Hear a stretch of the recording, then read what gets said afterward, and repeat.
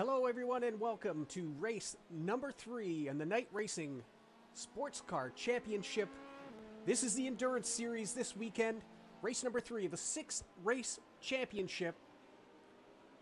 And we've got a good one coming to you today, 2 hours. As 5 of the 6 races are full 2-hour races. And a little bit of attendance things going on here today.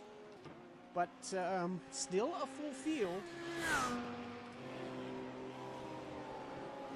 We'll take a look at the championships as they sit here. And we'll put up a full table so you can see races participated in and where your favorite driver may have finished. Led by Jan Volmers with 2 race wins so far. His teammate from Element Sim Fire, Joey Pedrick, a pair of seconds, as that team has a massive lead in the Constructors' Championship. And this is one of the things we're going to be talking about. Finally, the Unleashed team has had some competition, and they are not here this weekend. Both cars absent from race number 3, and also HW Racing Green. I was talking to Eric yesterday. Everything was a go, but when the cars pulled out onto the circuit today for the race, there are no HW Green teams, so that's a huge advantage, opportunity for some other cars, is how we usually put that. But more importantly, it's is an advantage for the 28 car of Hayden Fowler, who is there. He is earlier today in qualifying. He split the Element Sim Racing team, so this is not just a chance for the other cars to fight for a podium position. He's actually got this 28 car on the front row. So we'll go down the qualifying results later in a moment. Let's have a look in at the GT Pro class. There is James Posland out getting his final warm-ups in. There's the GT Pro, and you can see this is starting to become a little bit of a dog's breakfast as we find out who's committed to this series and who's just playing around. The top drivers are here with the exception of Schaller Racing. Both cars not in the lineup. In fact, half of the GT Pro class is not here at Silverstone. We're going to see this incredible battle that we've got going with James Posland and Yori Matchison. Matchison with a disappointing 8th place at Daytona after winning the season opener. We'll see what the Arvensis team has in store. He's, again, fighting with one arm tied behind his back. His teammate is not here. Although, HRT Lotus looking to put a stranglehold on this championship with both cars. Both Posland and Barry are here today. So we'll see how a stunted field of GT Pro plays itself out.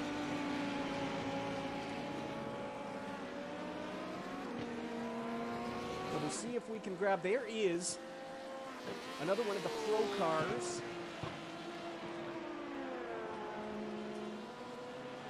The 34, there's Hugo Ibert coming off his first race win of the season. And we look at the GT Am Points Championship led by Kevin Hensel. The Night Racing Gold team having their way, but we've got competitors coming as Hugo Ibert for MSH Racing made his first race win at Daytona. They are looking very, very strong again here today. We've got AAO Racing.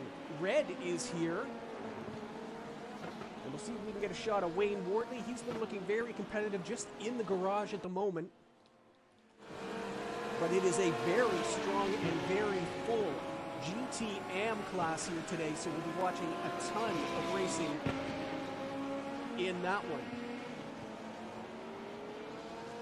We talked about the surprises, not surprises, the incredible qualifying session. Let's have a look.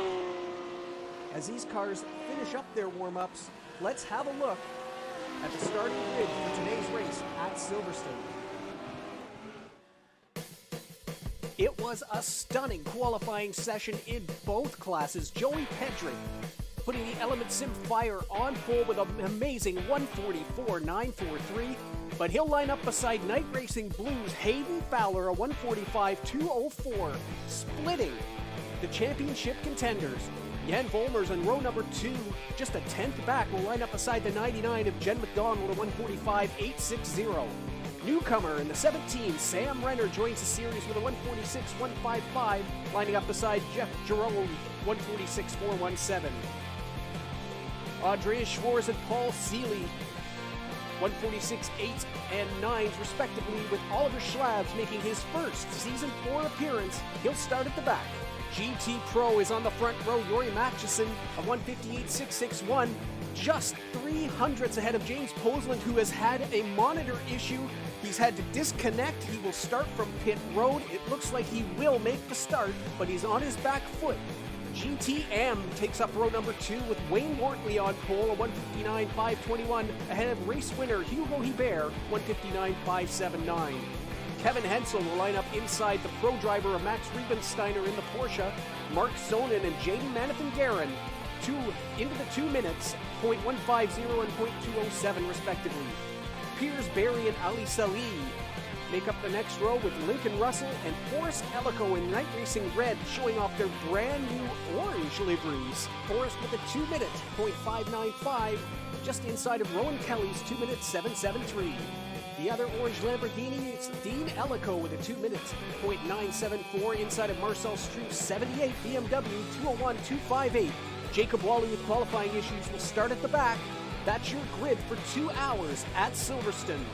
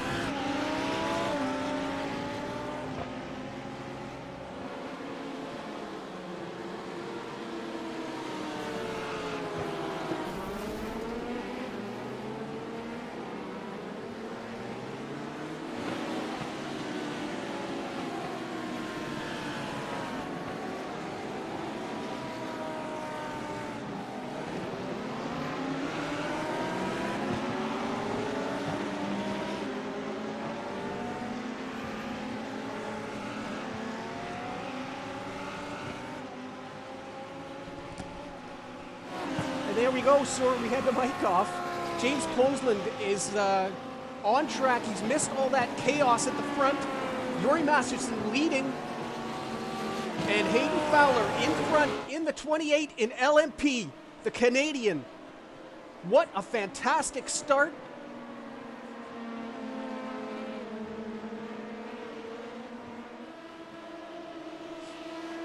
He comes down the hanger straight for the first time. Joey Pedrick right on the back.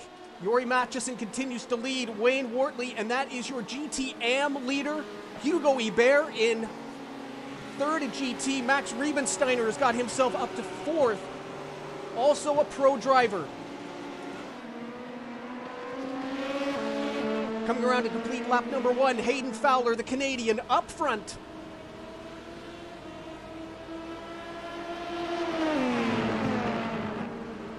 Seems to really have been coming to grips with this car. We'll get a look at the start line chaos. We saw many cars involved.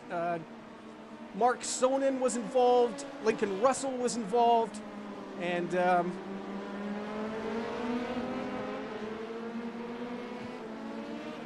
where did... I'm just trying to see where Posland is at the moment. He's got himself in 14th in the GT class, so that is still in 6th. But again, absolutely missing all of that. Maybe there was a silver lining in the in having that disconnect just before the race lobby started. There is the 91 car, and we've seen James come through the field before, and this should be very exciting. He's got his teammate Piers Berry right in front of him now, and the gap it's under 15 seconds, so not so bad. Roy Matchison leads at the front.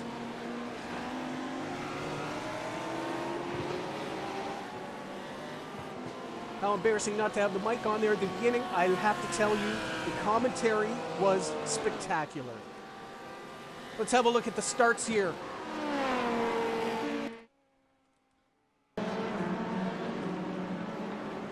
Hayden Fowler on the outside. It's a very difficult start coming out of club there. You can light up the rear wheels, but he got a great run, immediately covers off against Pedrick. 3 wide in the back. A little contact there from newcomer Sam Renner. And there was issues later in the lap. We've got cars in the pits. Renner is one of them. There you see. And coming through the loop, he has looped it. He's collected the right front of Jen McDonald. Oliver Schlabs and Paul Seeley both collecting there as everything concertinaed up.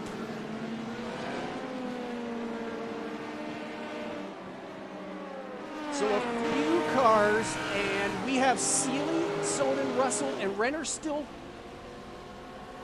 towing back to the pits, it looks like.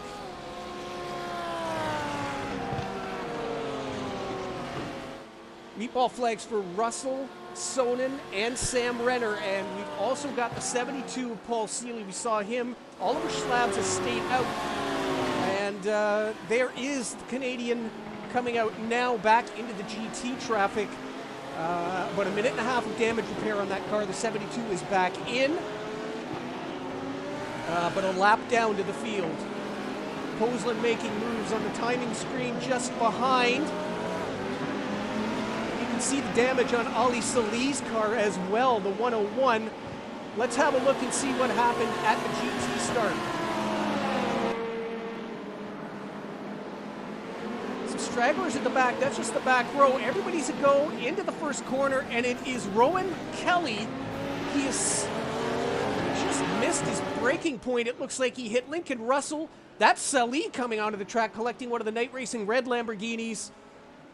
Massive damage as up over that sausage curb went the 29. He collected Mark Sonnen. That explains that damage. So just a little bit of cranial vapor lock there as around. That is Posland. James Posland has spun at Copse. Just as we come back live, he was making his way through the field. I don't really see any damage on that 91 car. And he's back out. The wing is straight.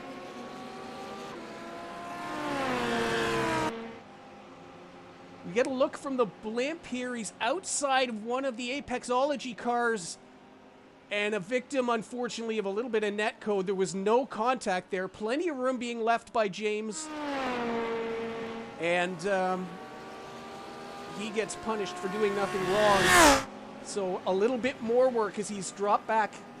Still running in 6th in this very short GT Pro class this weekend.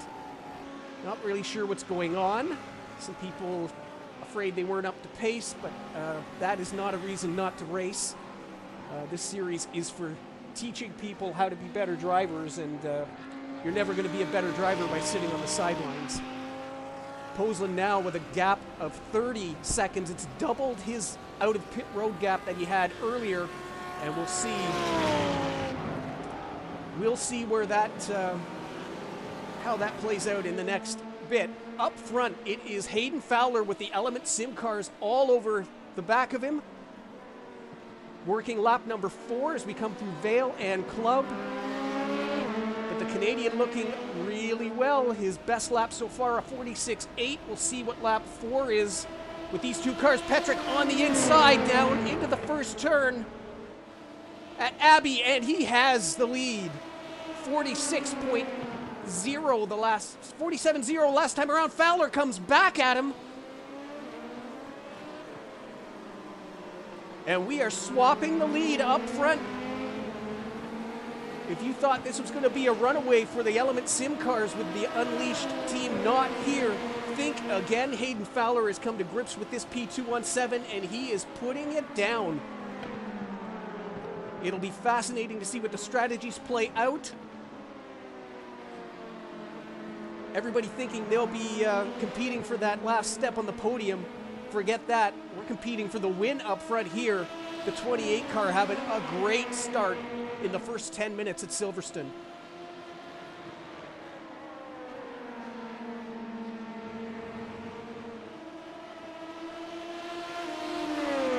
Back in GT, that is Wayne Wortley, your GT-AM winner. He has caught and passed the 34 of Hugo Hubert. The Daytona winner drops to second in AM. Oliver Schlabs has finally taken the 473 to the pits. He was hit in the back from the 72. Seeley got his car fixed right away. Schlabs now is not able to drive that car with damage in the back end, and is not known for fixing cars and returning, so we'll watch and see what happens with the second of the Motorsports Dreams car here today. Up front, lap 5 in the books, and Fowler still in the lead.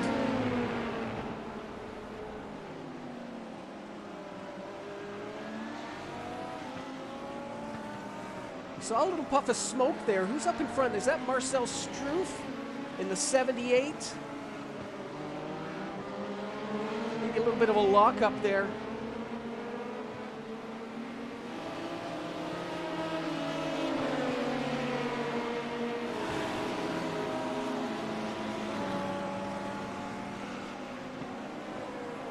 As they come down into Brooklands. 1, 2, 3, and LMP.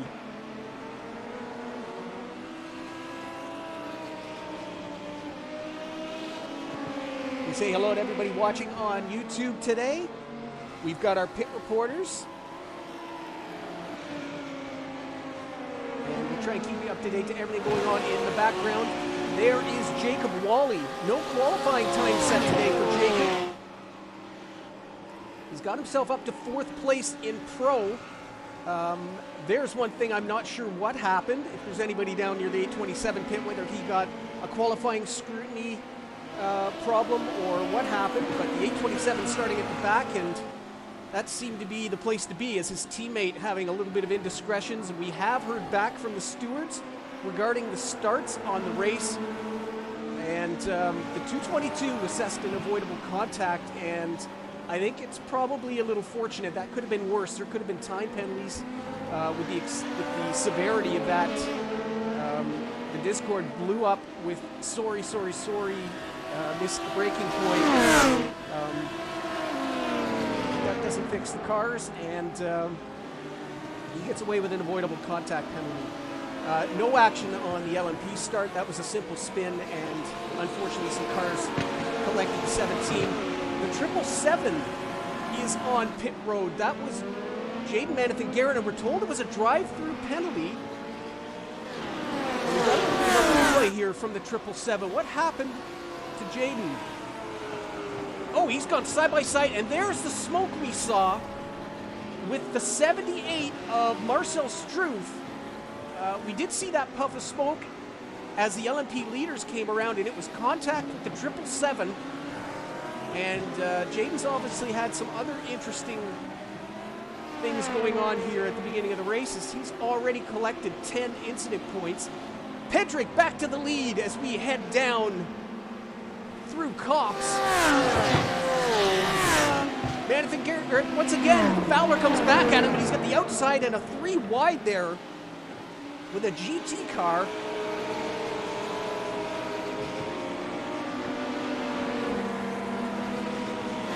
Great stuff up front.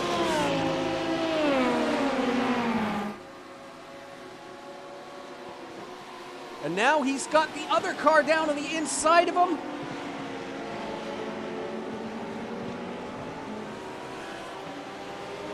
everybody wide. It's 3 wide on the grass. Fowler's got the inside. But Volmers will have club corner, and it is from first to third as they come through GT traffic. Everybody out wide, and that is clearly an incident point. They're going to have to watch that as the race goes on. What incredible racing here at the front. Fowler is not going to go away quietly. He keeps putting that nose in.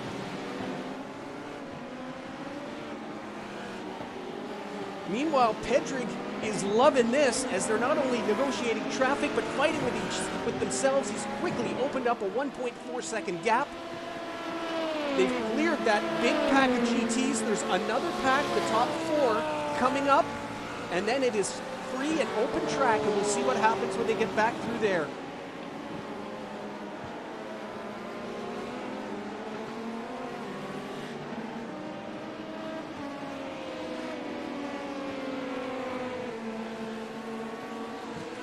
So up front, the Swiss driver, Joey Pedrig now, the pole sitter, has made his way back to the lead on lap 7 as we approach the 15-minute mark of this 2-hour race. As we say, they're coming up on that top 4 group of cars. Riebensteiner will be the first in the Porsche. In the top 2 in GT Am, Wortley and Hebert, and they are very close in front. They are the GT Am leaders. Wayne Wortley having a good run. And I was surprised. I know he was at Bathurst, but this is his first endurance race he's actually made it to. I was really surprised to see that. He's always been quick. He's been in a lot of practice sessions. And he is now looking to maybe getting a win here in the Am class. On board with Hugo Hebert there as the race leaders come through in LMP. Pedrig gets by clean. In behind, it is Volmers and Fowler.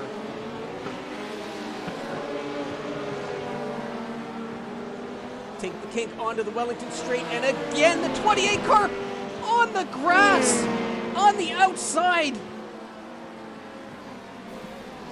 Youthful aggression, and Wortley, the race leader in GT Am, has been spun, and I think Fowler had a little something to do with that.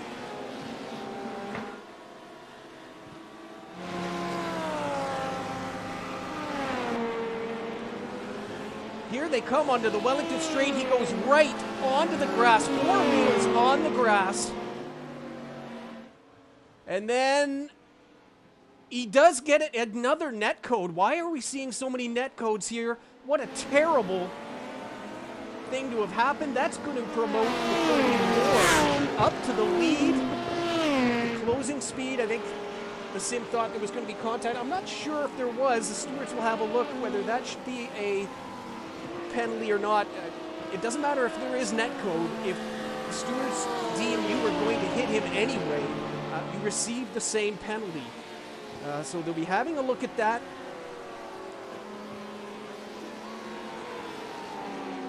There's Kevin Hensel, who has caught the back of Max Riebensteiner. Wortley has dropped to 3rd place in GT Am. I can't imagine there's any real damage to that car. Even the net code can give you damage, but it was a pretty light hit. The biggest shame is the fact that that car is no longer leading the class. That was the class leader in GTM. And Hugo Hebert, your Daytona winner, is now back up front. Fowler, no worse for wear, remains in 3rd, and Joey Pedrig now, with all of this going on, has got himself a 5-second lead in LMP. They've cleared the GT class and now have nothing but empty track all the way up to Marcel Struve, who is 2/3 of a lap ahead of them, the back of the GT class. Up front in Pro, Yuri Matchison continues to lead. He has an 11-second lead over Max Riebensteiner in 2nd place in the Porsche.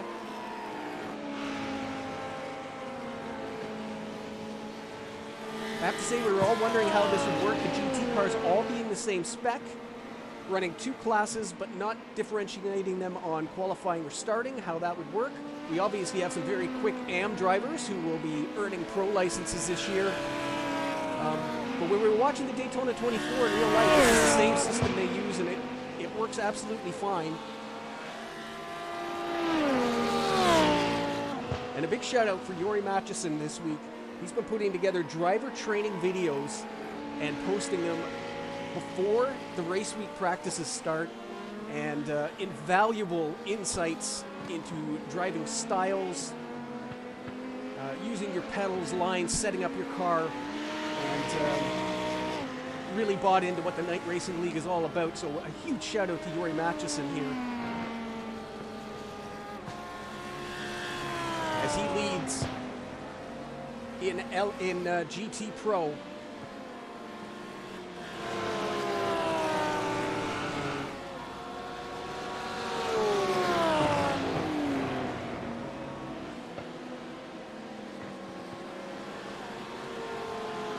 Yori looking for his second win. He took the season opener at Barcelona, but had issues at Daytona and could only manage an 8th place finish. Looking to rectify that here, having a great run in the first 20 minutes. This is that battle for third in GT, but it's a pro driver and 2 AM drivers. There is Wayne Wortley now, just recovering back to the rear bumper of Kevin Hensel.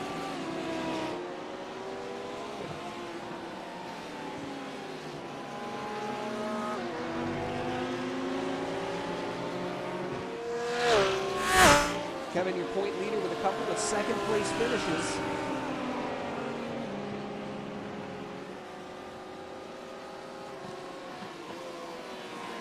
And Jen McDonald coming through. A little crinkle on that right front corner, and that was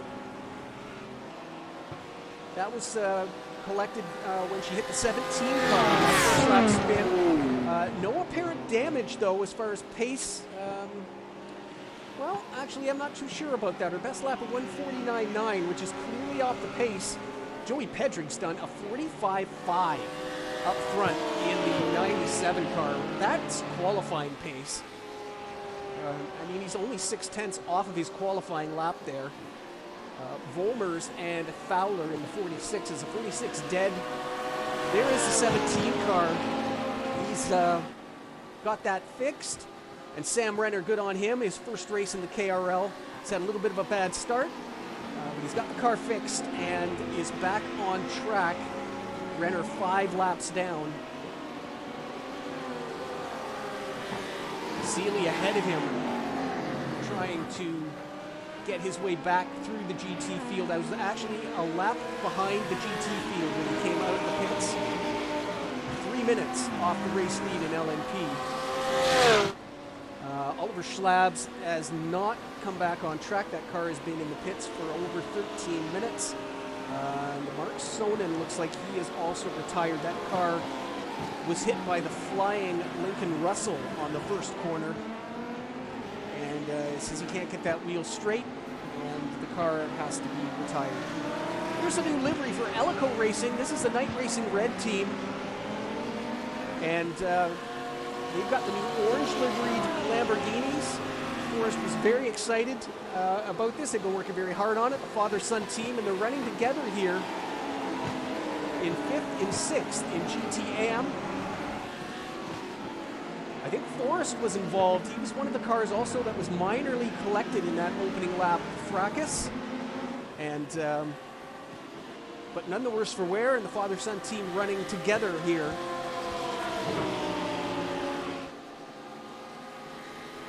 You can see the front end of the 222 car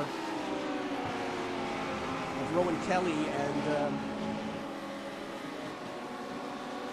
looks like that may be having some effect. See if the Elicos can get by. That's Seeley coming through, I believe, yes, in the 72 as he works his way back up through the GT field, trying to get in contact with his own class. There is Kevin Hensel, who has made a pass on Riebensteiner. Not a pass for position as far as class goes. but he is the third GT car circulating now. Riebensteiner lets him go. He maintains second place in Pro.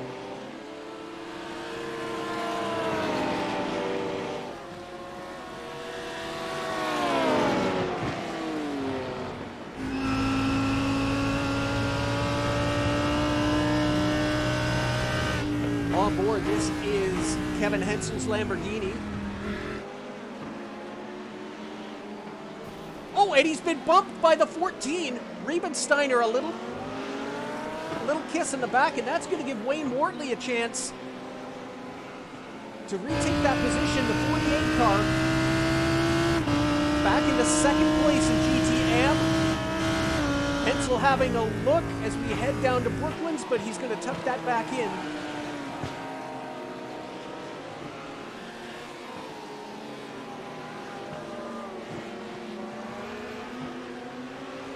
And you can see there is damage on that left rear corner, so...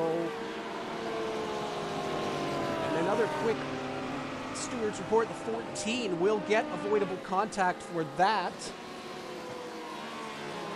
Just looking up here at the points.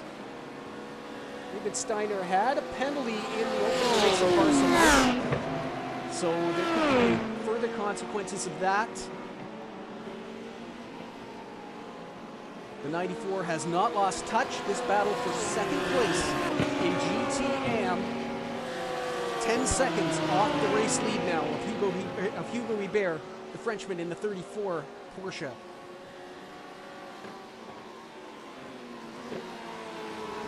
Cena continues to come through. Only two more GT cars to clear both class leaders, and he'll be back in touch, if not on the same lap, but at least in overall race position with the LMP class. Checking back in with the LMPs. A bit of a gap now has opened up. 3.5 seconds from Jan Wolmers to Hayden Fowler in the 28 car. Maybe everybody now just settling in. That was some gloves off racing for the first 20 minutes. And maybe now try and save a little bit of rubber. Think about the pit strategy you planned out earlier in the week. And we'll have pit stops coming up here in about 10 minutes time. As Element Sim up front where they've been all year. But it is Joey Pedrick on the lead. Of course, Joey, the bridesmaid, the runner-up in the first two races. And he's got the tables turned here today. That will tighten up the championship up front if he can convert this. It's a large gap in points from first to second. 38 points for the victory, 27 for second place. So you can make a lot of ground up by winning these races. Pedrick now coming back through the GTs for the second time today. And this is that big group in the middle where all the excitement happened the first time around. No such excitement this time. Up front in GT Pro, Yori Matchison, just checking, he's set at 2 minutes, 0.07. That's his fast lap of the race so far. And lapping not too far off that. Very consistent lap times. 2 minutes, 0.5 the last time around. And the Dutchman stretching out his lead over Riebensteiner. Almost 16 seconds. Posland with that early spin is coming through this middle pack.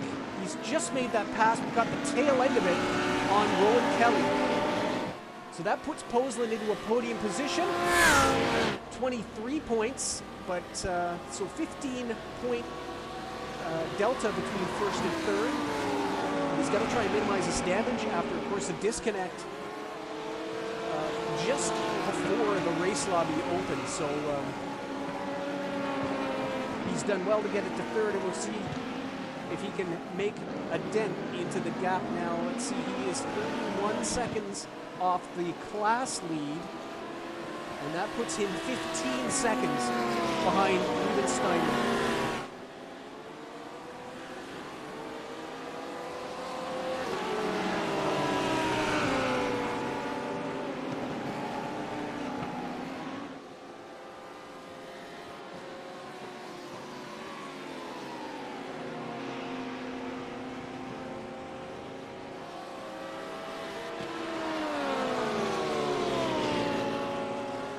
Wayne Wortley in the 48.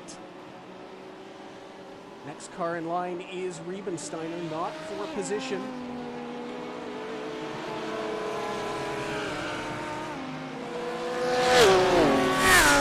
It's a bit of a bragging right so for an AM driver who can get up and mess it up. We are going to have an incredibly strong pro class next season, as I see a lot of drivers with the pink name boards on the timing screen who are going to be upgraded. Certainly the Night Racing Gold cars will both be upgraded to Pro for next season. That's a no-brainer. It'll be an interesting thing in Apexology. Elise certainly has Pro pace, not exactly getting the Pro results, so that's also something we have to look for. Russell is also up there in speed, but they might be that on the line team for next season. But of course, all these decisions aren't being made for another 3 races. Certainly, Wortley and his teammate Ines Bachma, who's not here this weekend, have pro pace as well. And then what do you do with Hugo Hubert? He could be another one of those drivers. It'll be a very strong class as we move forward. Hayden Fowler, after an incredible start, is actually, that gap is 3.5. He's keeping that gap steady. Not so much the traffic's playing havoc with current lap times. On board with the South African in the 48 BMW.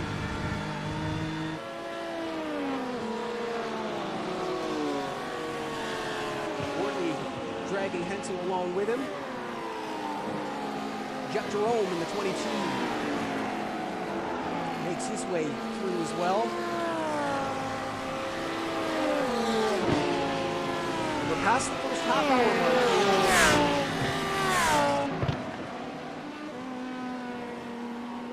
We should be expecting pit stops very shortly from the front runners, and we'll start to get an idea of what kind of strategies the top 3 in the LMP class are going to employ.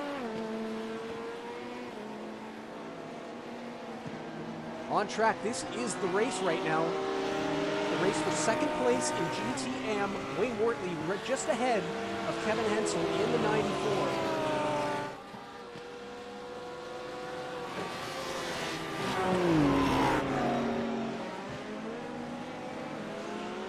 Barry has served a drive-through penalty. Just looking at some of the numbers, as has Jaden Manathan-Guerin. He had that early.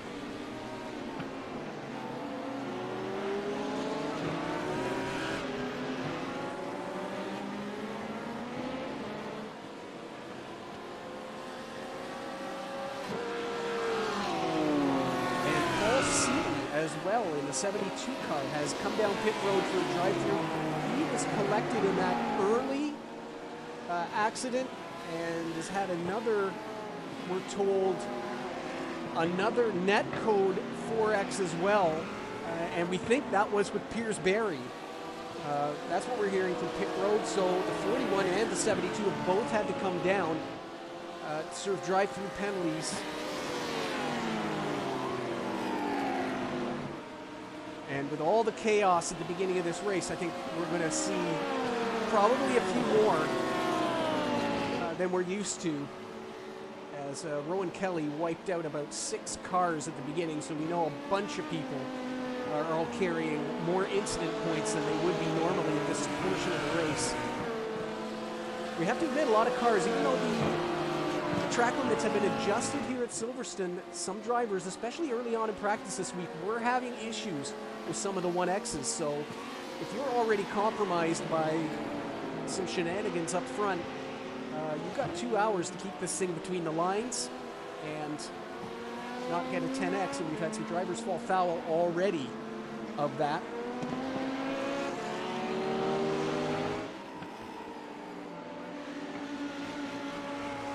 Marcel Struth in the 78 has made 2 and we're told the latest one was also a drive-through penalty.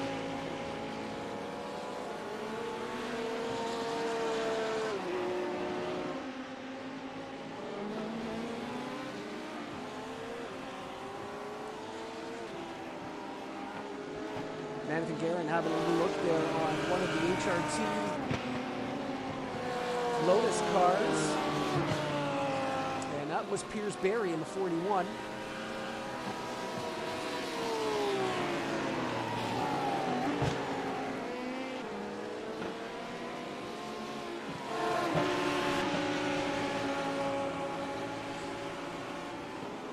Jen McDonald comes through doing well. Let's have another look. Her best lap is still only a 1:49.4, so I think that right corner damage is definitely hindering the progress of the 99 car.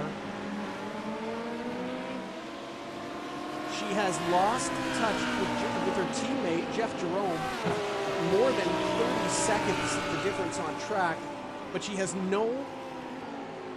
nothing from behind. There's no pressure from behind from Paul Seeley, who's a lap behind because of that early pit stop damage. And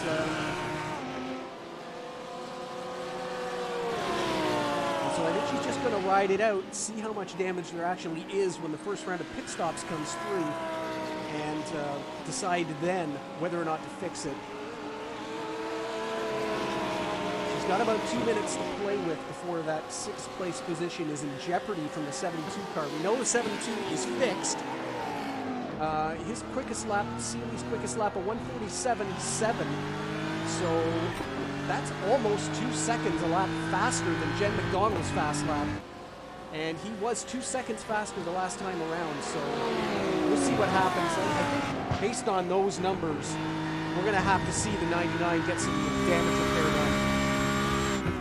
Jump around on our onboards. This is from Dean Ellico running in behind Rory Cunningham. Dean now running in front of Forrest, and I'm going to say that was a position change. I seem to recall it was Forrest running in front. Maybe I'm misremembering.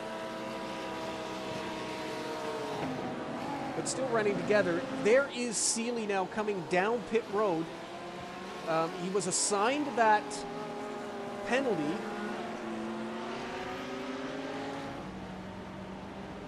But took the maximum 3 laps to serve it.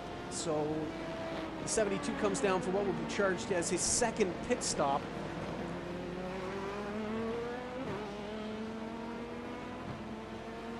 And he's yet to actually get any service that they had planned before the race began.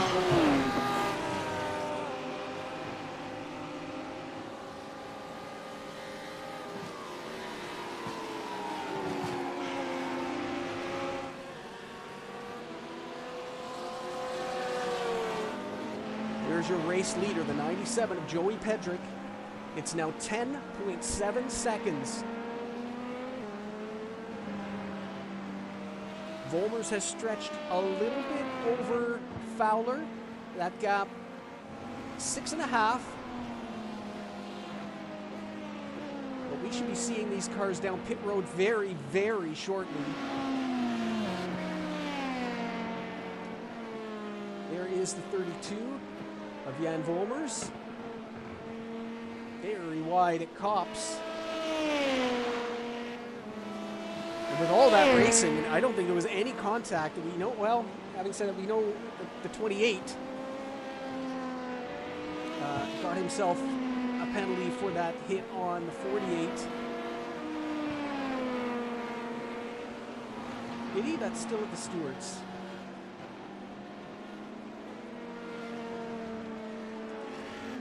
As we're completing lap 21 here. coming through clubs, so this Element Sim car is going around at least one more time. Are they going to get to the 40-minute mark? It's always the magic number. It seemed to me this was a 3-stop race with so much full throttle here. But we'll see. They're doing very well to get themselves around. It'll be very close to the 40-minute mark.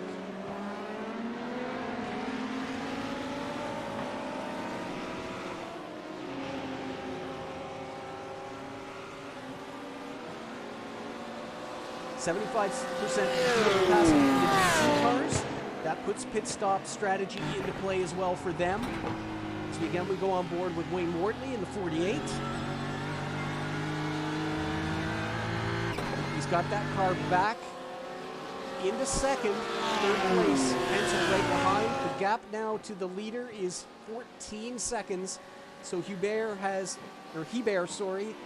been able to stretch that.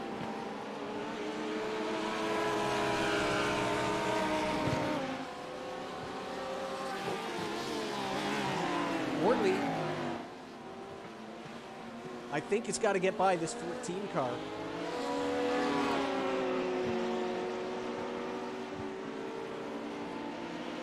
A couple of KRL stable cars. There is Seeley coming through, and Jen McDonald in the 99, the first of the top 6 LMPs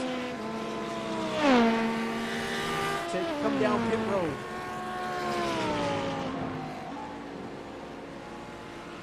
The end of lap 21.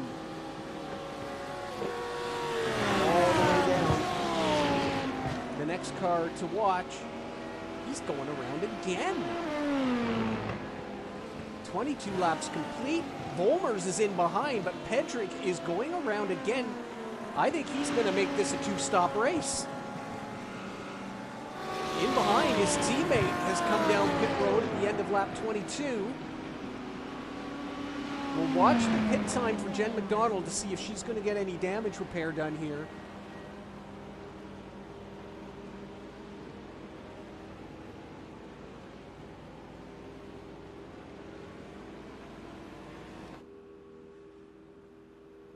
That car is on the jacks.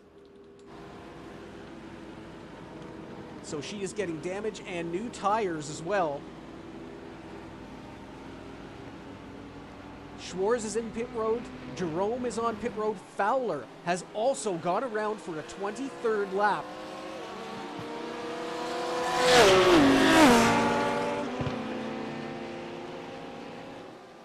So the Canadian may also have a 2-stop strategy going here. This is going to be fascinating.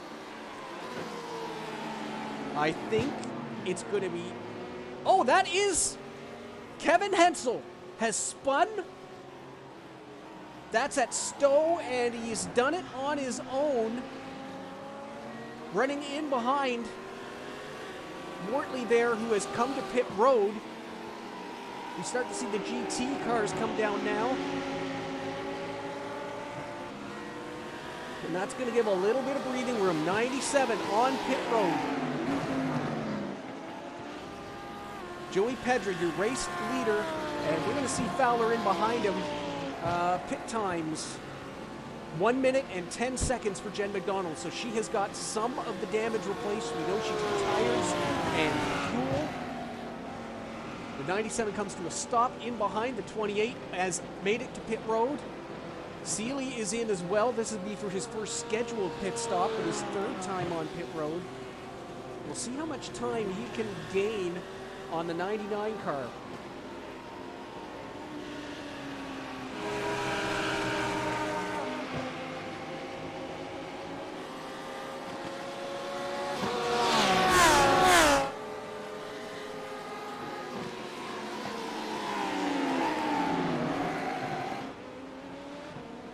And it is tires for Pedrick. The car is up on the jacks. What is Fowler going to do? 28, 29, 30. The car should be full of fuel. Does it go on the jacks? No. Hayden Fowler is out of pit road, so we see split strategies from the leaders. And Hayden Fowler will retake the lead here at Silverstone. Jan Volmers also took tires in the 32 car. So the Canadian is going to run this second stint.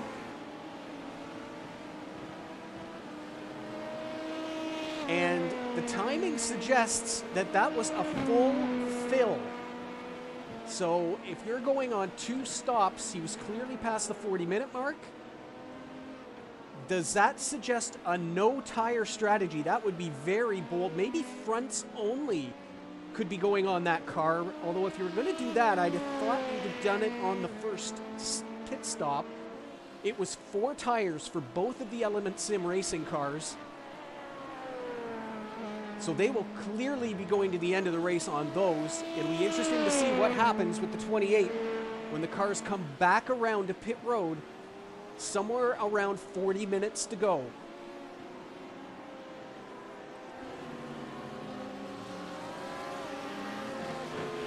In GT Pro, it is Jori Mathiesen. He's just now coming around to Copse on his 22nd lap. And he's got a comfortable lead here.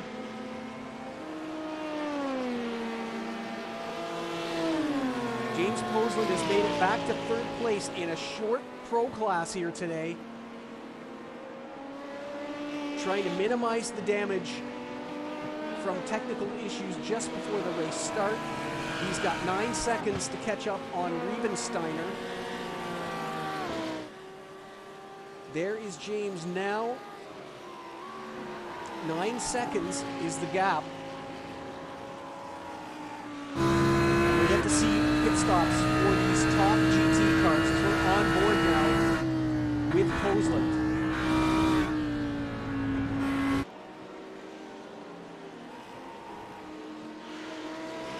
Mathiesen is in the pits. So we see our first of the leaders. The GT AM leader is in behind him, Hugo Ibert.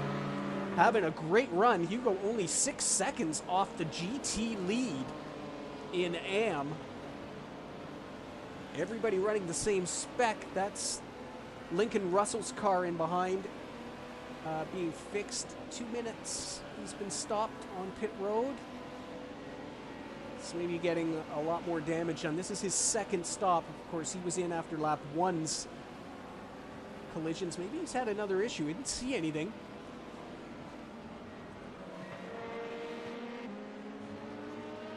As the entire front end of the GT class is now on pit road. And Mathiesen is out, fuel only. We'll see if the 22 car gets any of that damage fixed on the front. Bear is out, fuel only.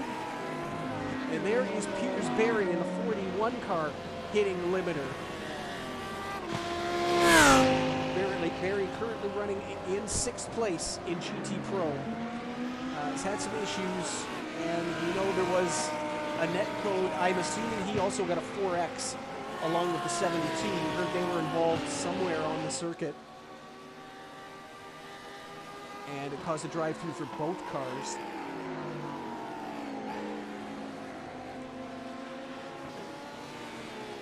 There is the 72 with service done, still running a lap off.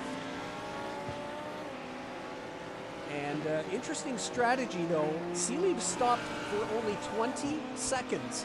So with McDonald getting tires and service on some damage, Seeley actually gained 45 seconds on pit road. So that gap has come down significantly. Seeley with a short fuel, and looks like he'll be splitting this race in half. And that's going to suggest probably tires, and he'll get back a lot of that time on the 2nd stop.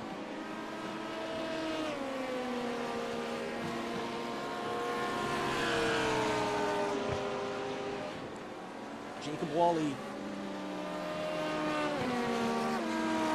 That, sorry, is Rowan Kelly, who does not look like he got any of the damage fixed. 46.5, maybe a little bit. As into the pits comes Hensel.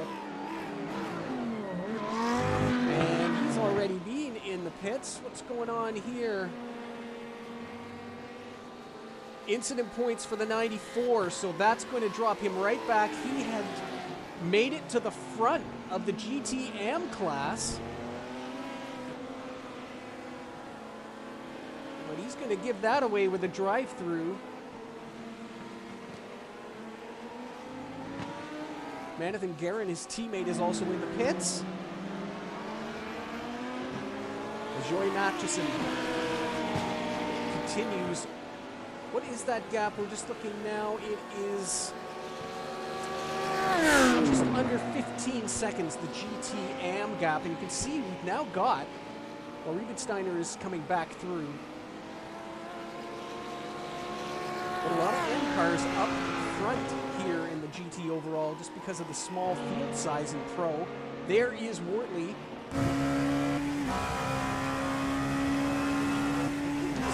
Down a little bit.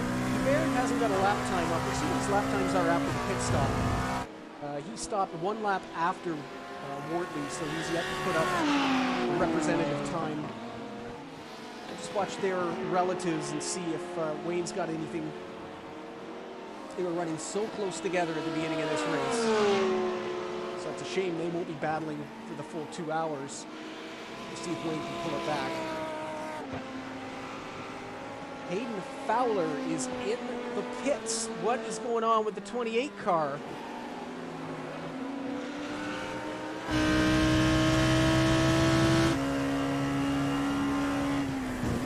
No, he's not. Sorry. I'm looking at the wrong colors. Just scared myself there. As Jen McDonald comes through, is that crinkle fixed on the right side? Yes, looks like they put a new nose on that car, and Jen McDonald now should be back up the pace. Her last lap time, a 47.3, and that is 2 seconds a lap quicker than her previous fastest lap. So that damage was nearly hampering the 99.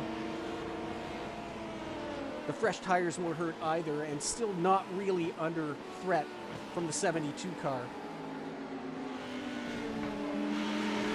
She is now turning laps faster than Seeley's quickest lap in the session.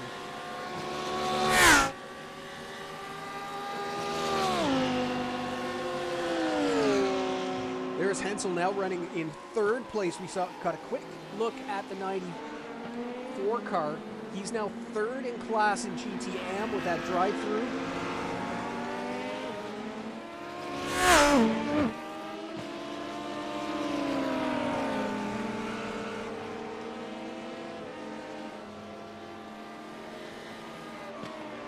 We're hearing the 17 car, Sam Redder, newcomer in the field, having his first race. He's also getting his first drive-through.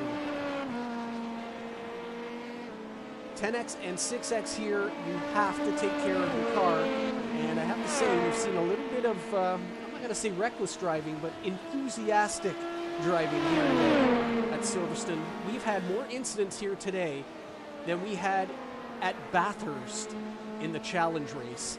So that's a little surprising. This is a fast, wide track. Getting past cars is not really that difficult. So interesting that we've had such a volume of things going on here. That is Joey Pedrick now coming through and lapping one of the that's Jen McDonald in the HW Red.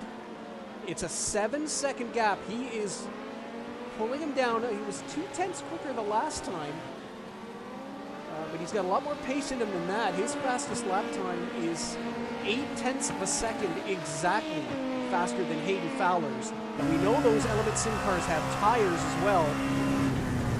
So that is going to also eat into that advantage from Fowler. This race really hinges on 2 things. How many incident points have those guys collected? We know Fowler had a net code, but he's had a lot of off tracks. He was passing in the grass. And the other thing it's going to hinge on is the tire strategy, because both Fowler and Pedrick, we believe, can do this race on 2 stops. We are not sure about 32 of Vollmer's. He is 10 seconds behind the race lead. As we watch the 777 of Manathan Guerin, he has dropped right down the field now with issues, and we see one of the HRT Rue cars. That is Jacob Wally on pit road. And guess what's happening there, folks?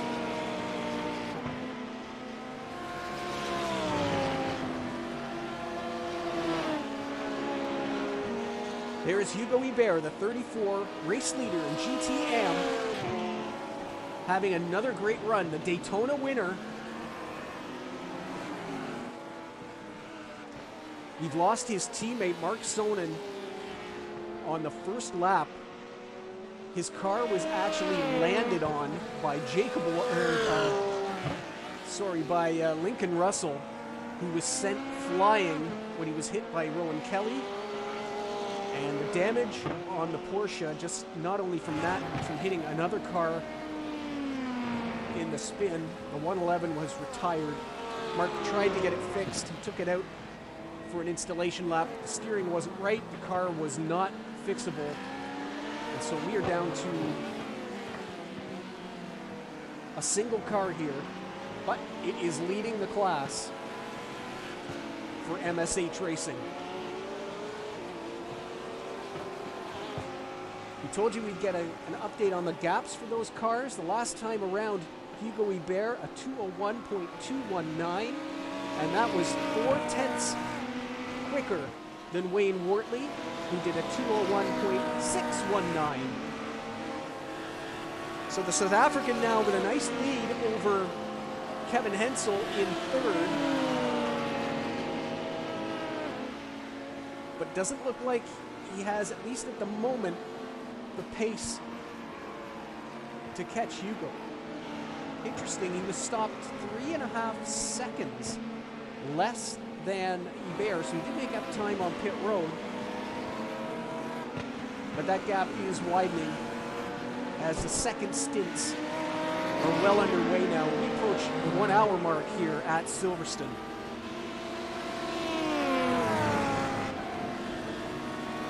We'll be at the halfway mark of the season here today. After this, everybody gets to go through a challenge weekend, a full challenge weekend. We'll be at Circuit of the Americas next week for the first of our 1 hour GT challenge and prototype challenge. Drivers free to drive whichever cars they want. They can run in both races if they like. Join us here on YouTube for that.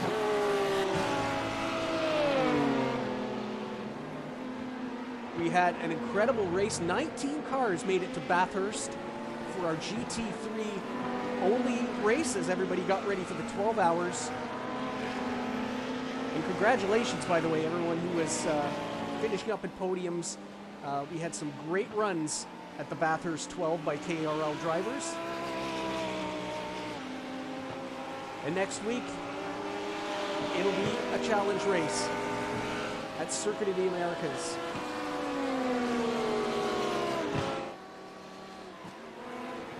Our next endurance race will be at Sebring as everyone gets ready for the 12 hours. We'll have a 2 hour run at Sebring. As we'll just get the schedule up for you. There is the Endurance Series schedule.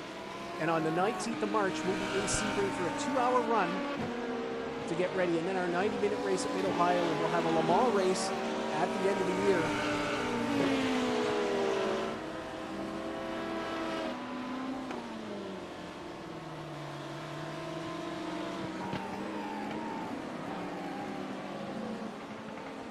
Up front, Hayden Fowler continues to lead, but Joey Pedrick is reeling him in. 1.5 seconds on the last lap. Fowler and Vollmer's turning very similar lap times, only a few tenths apart. But Joey Pedrick is the one that's putting them down, a 47.2 the last time around. And Fowler here, we're on board with, making his way through traffic, could only manage a 48.7, and there is Pedrick in the background. You see him we're going to have a challenge for the lead here. And we'll see what the Canadian can do. He is on his race start tires, and Pedrick took rubber in the first stint. He gave up the lead for it, but it's starting to pay dividends now.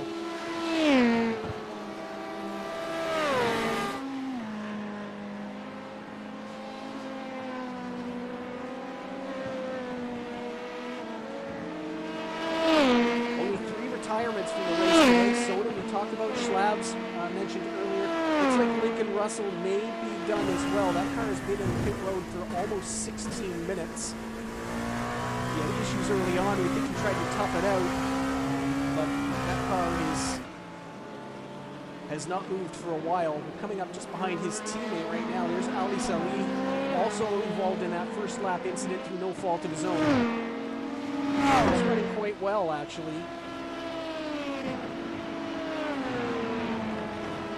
Although, because of what's going on, he's in 8th in GTM.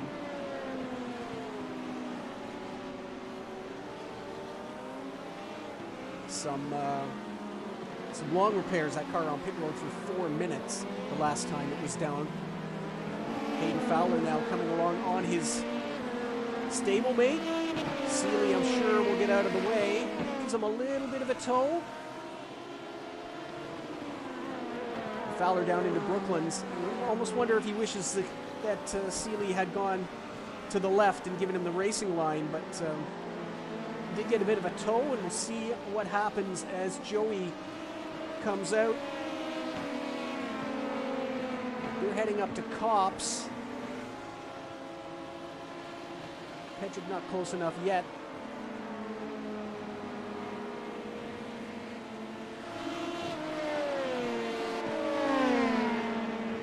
Seeley does a little tap in the brake there, gets off the racing line and lets the 97 go through.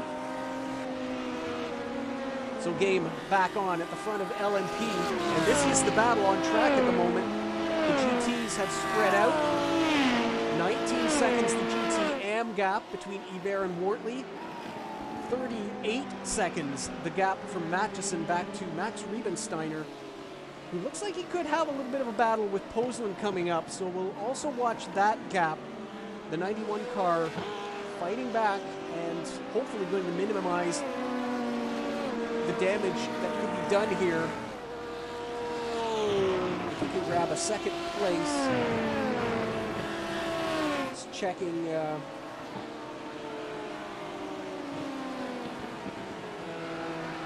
If you can get back to second place, that would be enough points to maintain the championship lead. So that's a big thing. As you see, Fowler just now coming by that 14 car of Riebensteiner, and a battle for the lead. Here comes Pedrick. Down on the inside, he will take the lead. The Swiss driver back on point. Hayden Fowler, maybe those tires starting to give way a little bit as we cross into the second half of the race. The Canadian drops back to second, and now watching that gap, Volmers has fresh tires 8 seconds down the road. And just behind them, there is Riebensteiner in the switch at 14. Porsche having a nice little power slide.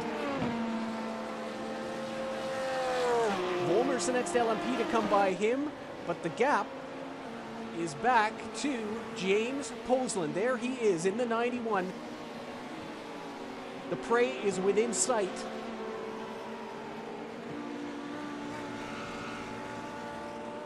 And he will very much like to have those extra 4 points that second place gives you over third.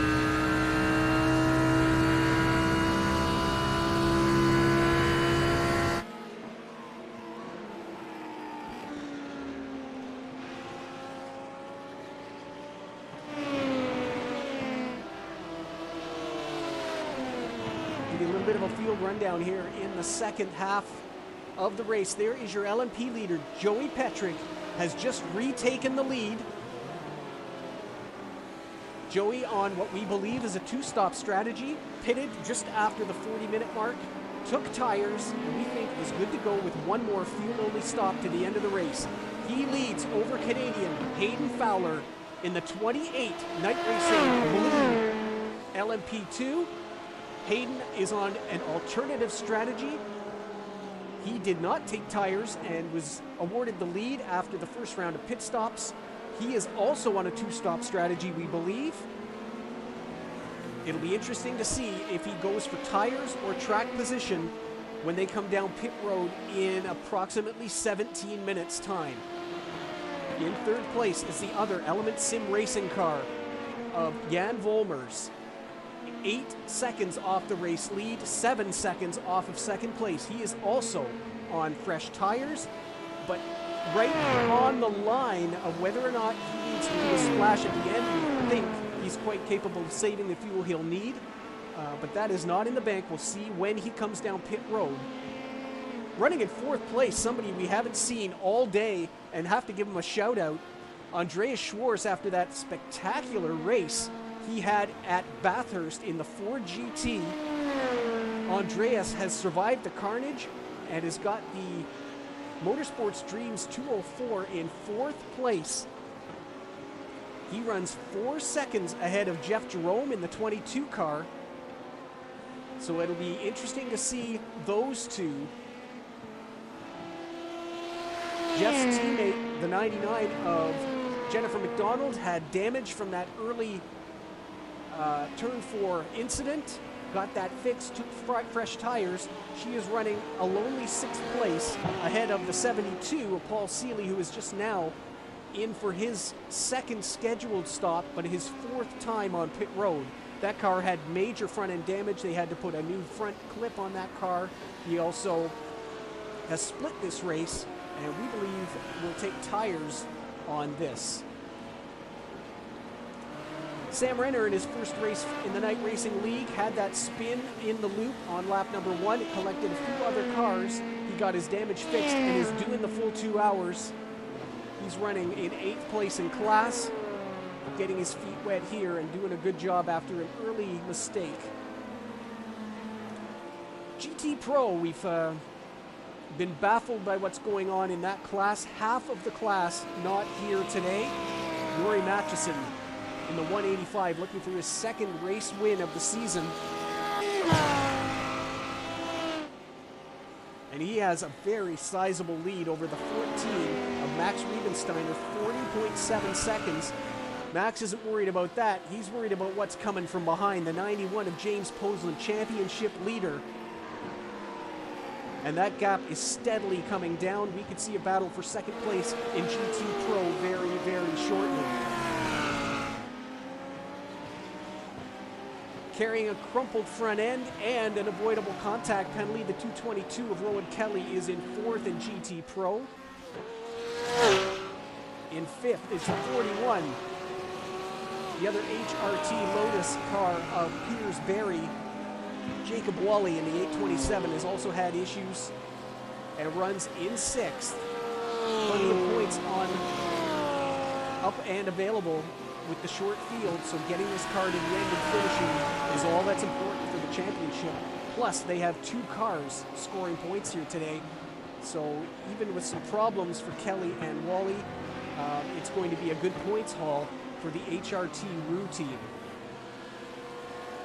Up front in GTM, it is Hugo Hebert, the Daytona winner, and he's got a nice 22-second lead over the 48 car of Wayne Wortley. These two were running absolutely together at the beginning, but the LMP battle came a-calling. Hayden Fowler making a pass in the grass, actually got the car hauled down when they entered Brooklands, but netcode, remember, Hayden Fowler is on the west coast of Canada, and Wortley is in South Africa, so a little bit of extra ping there and some netcode, which we've seen a lot of here today. And it caused the South African to spin. He has dropped back, but is recovered to second place. He runs comfortably ahead of the 94 car of Kevin Hensel. Kevin in 3rd place. Shout out to the Night Racing red Lamborghini of Dean Ellico, 4th in GTM. running ahead of Jaden Manathan-Guerin. So a great, great run for the American in the 429. Jaden is rounding out the top 5 ahead of the 719 of Forrest Ellico.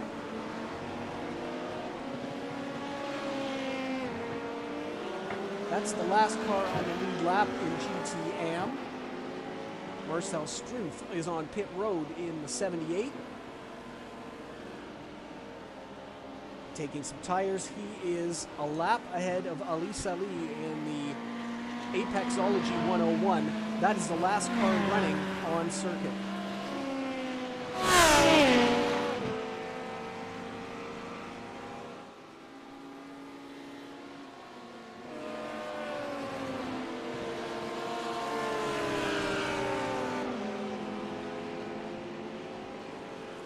Battle's getting closer on track, and this is the one that's now coming into focus. Second place in GT Pro, Max Riebensteiner.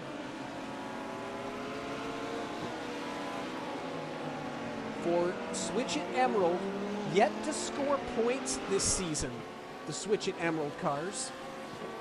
Ben Reese, his teammate, is not here. He has raced in the first 2 events, but not finished and disconnected from both, so no points scored. The same is true for Max, who was in the first race. Took the car to pit road and disconnected, so that team 0 points on the championship. He's in second here, and I would think even a third, if Poslan can get by, would be very good result here. He's had some issues. He's got himself an avoidable contact penalty, but that's his first one of the... No, it's not his first one of the year, so we'll see what happens post-race. It doesn't take away from the finishing position. He was not assessed a time penalty, so this is a battle on track.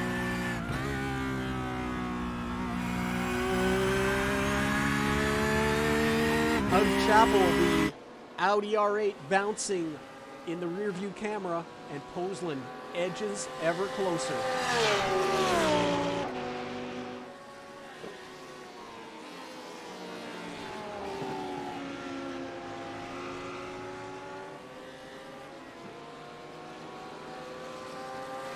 We're also watching that gap in LMP coming down. Vollmer's now just 3.5 seconds behind Fowler. Fowler again dropping back as Pedrick puts in the laps of 47.5. Actually, Fowler was quicker than last time around. But Jan Vollmer's was the fastest of those top 3 at 47.0. As he continues to hunt down the Canadian. We're watching the battle for second in GT Pro. Max Riebensteiner has now fallen into the clutches of Englishman James Poslan. There is the view from on board.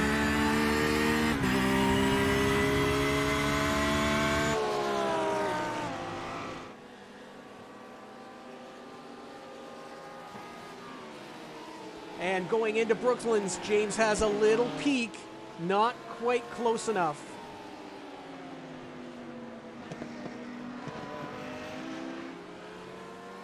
Dean Ellico on pit road from 4th place in GT-AM. And looks like he's about to lose that position to Manathan-Guerin, who goes by. Poslan has another look. He won't do it into Copse. Too much at stake here. He knows he's faster. He'll pick a better place. Through Maggots, into Beckett's. Will he have him set up out of Chapel for a look down the hangar straight? He's got a good exit. Riebensteiner looking good as well.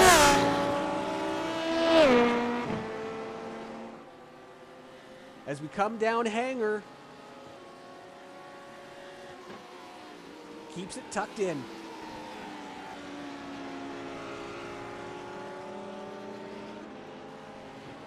Got an LMP car. Oh, and he does have a look. As we'll head down into Vale, Max not putting up a huge defense.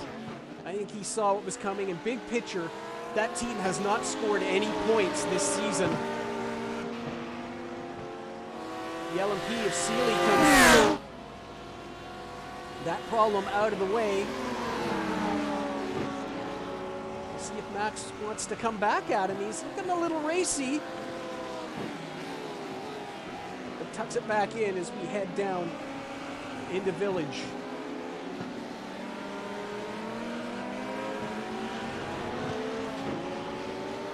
The gap in LMP is now less than 2 seconds.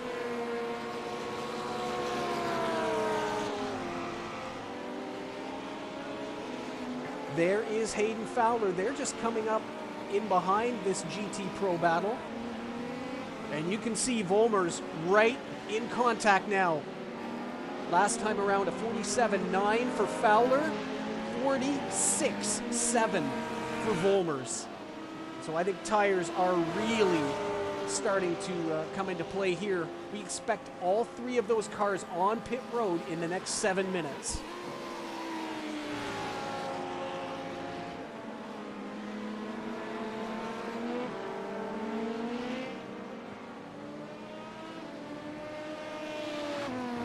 It's nice that these battles are spreading themselves apart so we can watch one and then switch to the other.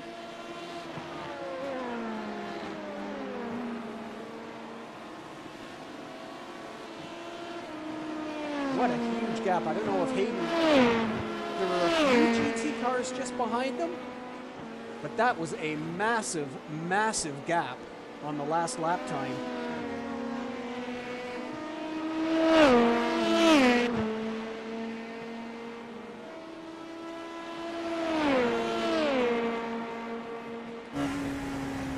On board with Volmer's.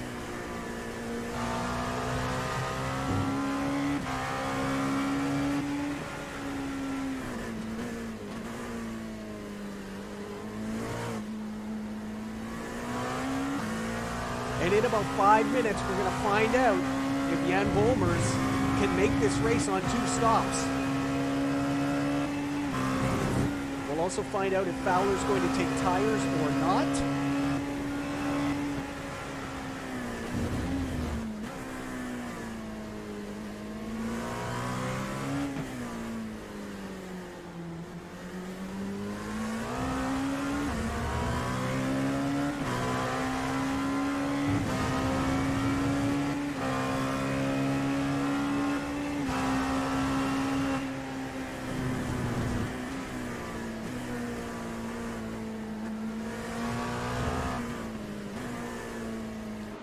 Some definite fuel saving there at the end of the Wellington Straight. And I think the only way Volmer's is going to have a shot at second place here is if he can do this race in 2 stops. We believe both cars in front of him can make it on 1 stop. Oh, that's a spun. And that is Max Riebensteiner. So the 14 has gone around.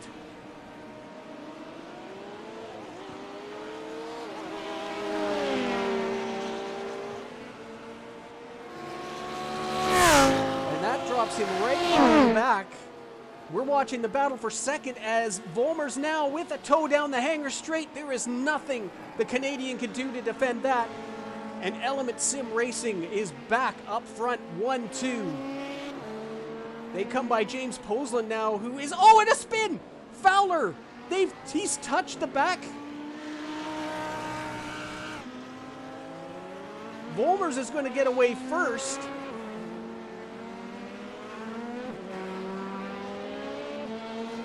But another miscue by the Canadian, and that's going to drop him off the back of Jan Volmer's.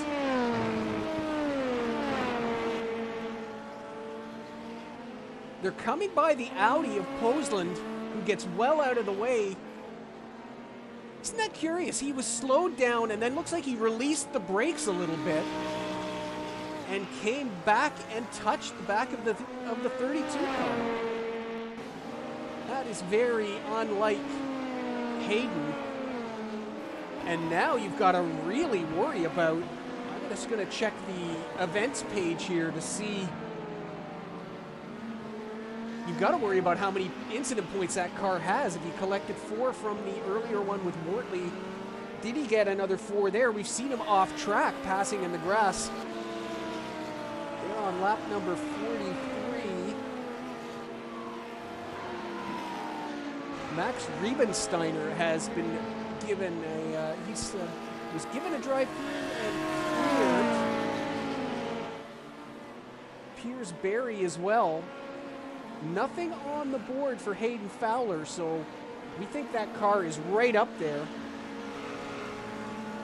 and probably sitting on 9 incident points. That's pretty generous considering what we've seen earlier in the race.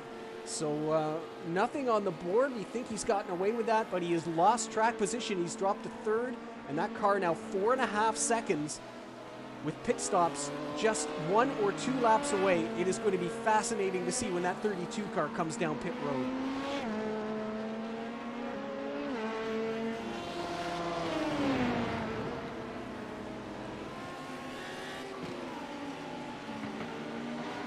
Check back in. That is Forrest Ellico. He's 11 seconds now behind his teammate. There's Riebensteiner now, who has dropped not only to 3rd place, but with the drive through. What was going on there? He is hit. The 94 of Kevin Hensel. So this second hour, it's gone from bad to worse for Max.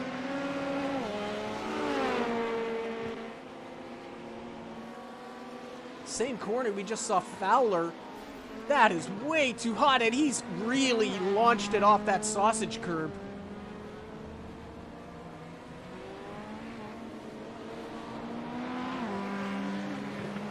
And 14 car now has towed to the pits.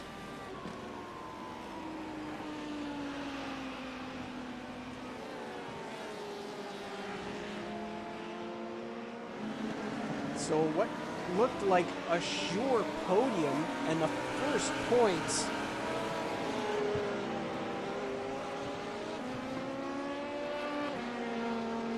it looked like sure points and the first ones of the year for Switch It Emerald. There's still points on the board. Max has got to get that car fixed. That was a huge hit over the sausage curb, and he's going to drop to the back of the GT Pro class, but that is still 6th place here today, and those will be valuable points. We'll see what Max gets that car fixed. It's still being towed at the moment, and that's what the red name tells you. We have just heard from pit road that the 28 car did not receive a 4X for the net code on Wayne Wortley, so that has given him, he actually got a 0X for it. So that car is on 9X, but he's used up the other ones with his off tracks and the agricultural racing. We check back in with both race leaders there. That's Joey Pedrick getting by the 185 of Yori Matchison, the GT Pro leader, having a bit of a lonely day up there. James has fought his way back into 2nd place, but is down the road 44 seconds that gap. He started from pit road with technical issues and then did have a spin in Cops very early on. It's been clean sailing since then.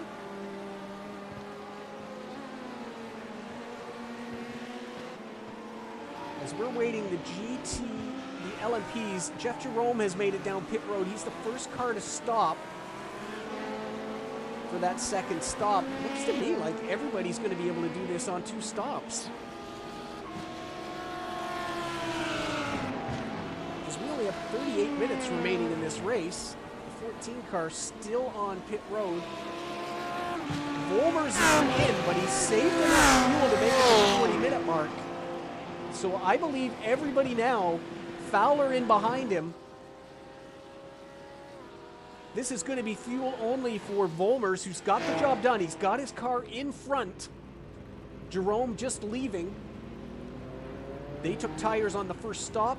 I don't think Fowler can take tires. I think if he wants any shot, he's got to stay on the rubber, but Jan has had the pace over him.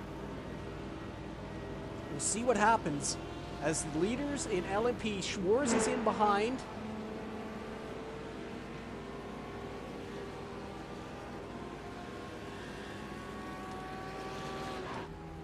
as we go on board with Volmers in the 32 car. He is away.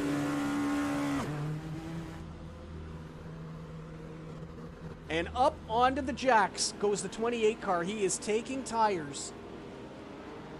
And that is going to answer all those questions. It is a 1-2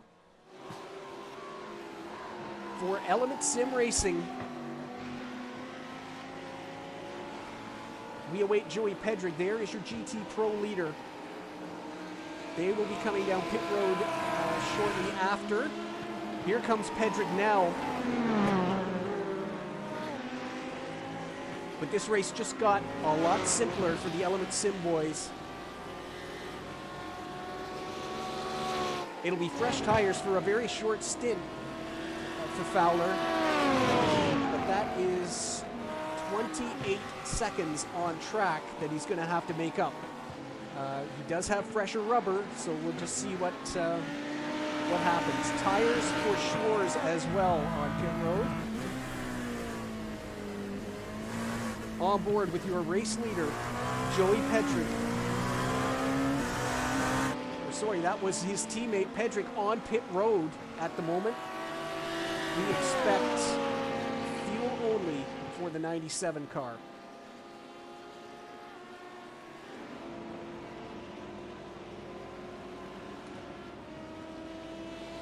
Here he is, 31, 32, and away he goes, fuel only.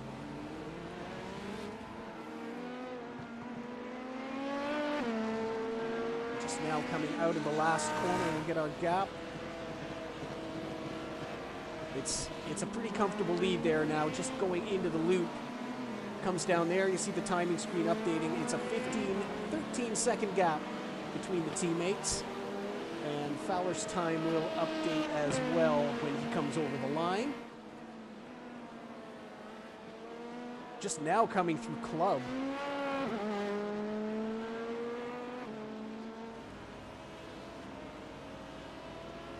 So his lap time updates.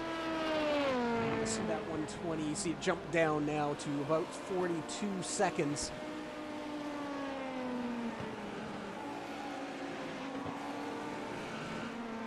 So it's all played out here.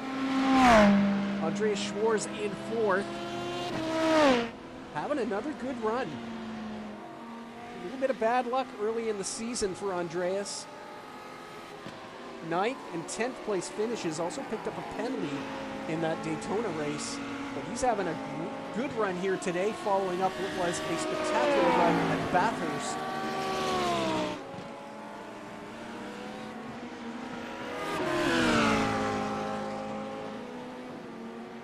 As we see our two GT Pro leaders, Matchison, and there is James Posland.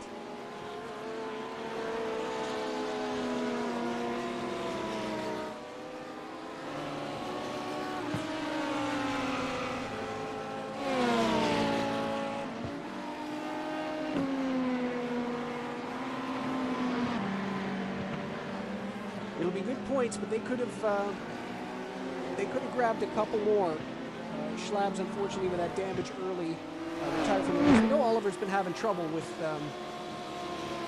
some injuries. He's got an elbow issue, and it's been very sore. It was great to see him on the grid here today, but I don't think slogging around for 2 hours after a damaged car was in the cards.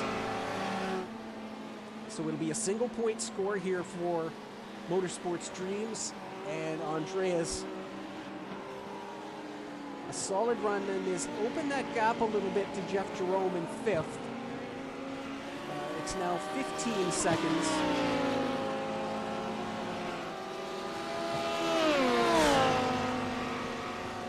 So looking on pace for a solid 18 points. Unfortunately, the red cars, HW Red, of Jerome and McDonald, are going to be scoring multiple points, on pace for 27 at the moment, 15 and 12 respectively.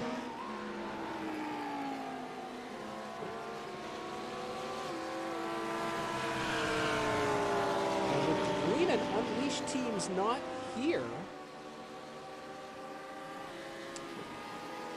That, I'm just trying to do some quick math in my head. That could be enough to vault over them. W Racing Red should be able to be up in second place in the team championship. So a big day for them, running 5th and 6th in the LMPs.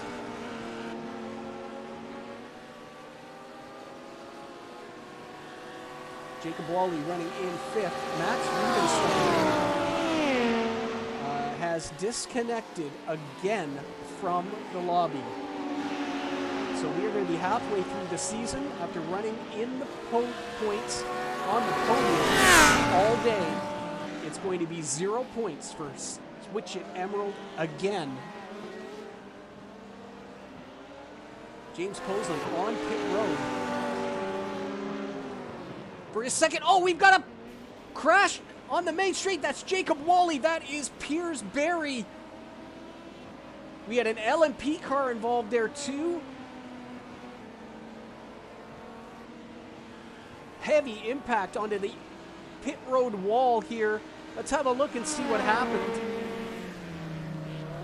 On board with one of the night racing cars. They're coming through club. Berry keeps it on the inside, and those two make contact. The LMP was not involved. But heavy, heavy damage. There is the 827.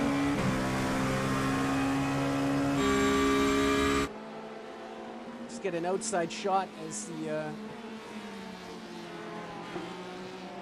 there's front and rear damage to Wally's car. His teammates on pit road. That's a scheduled stop, we believe. Matchison also on pit road.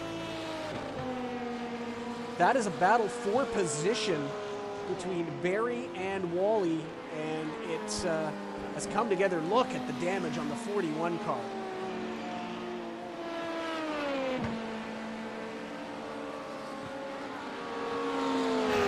And it is so bad. Look at the difference in straight line speed. So Jacob Wally will take 4th place in GT Pro as the two big teams, HRT Rue and HRT Lotus, have a coming together there. We'll see if both cars are coming into pit road here. Hugo Ibert, the GT Am leader, is on pit road, service and away, fuel only for the 34 Porsche. Nobody is going to give away the pit stop. Damage and all, these two are staying on track, battling for 4th.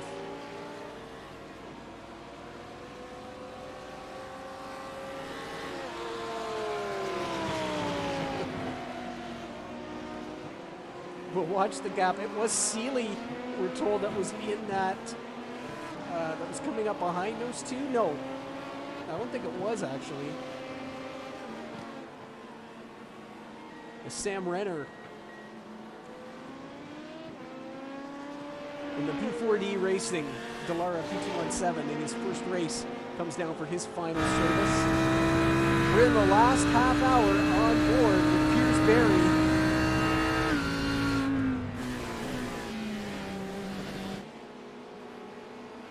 Andreas Schwarz splits the HRT Racing combatants.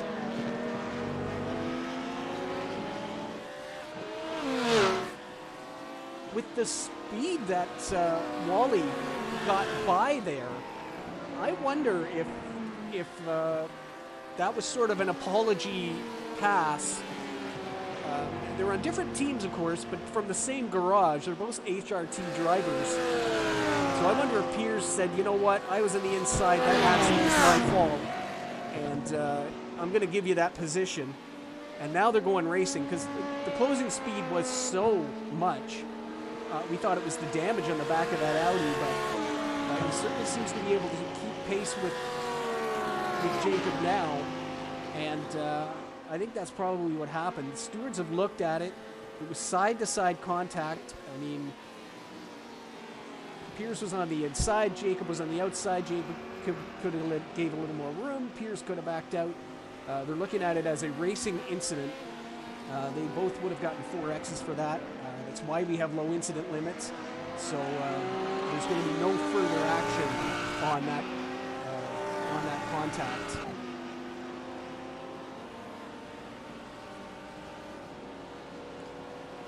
Jeff Jerome on pit road.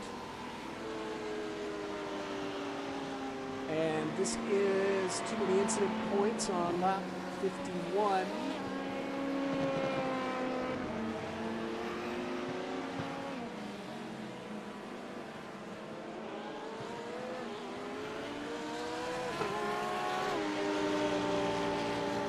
He clears the penalty and exits the pits. Jeff in 5th place. As we continue to watch the 41 of Piers Berry.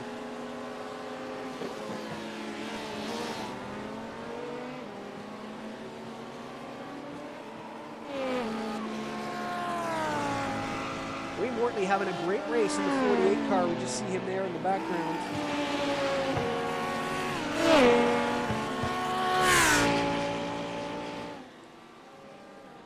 Did not attend the first 2 races of the season. You certainly attended practice sessions, but this will be his first finish in a 2nd place in AM.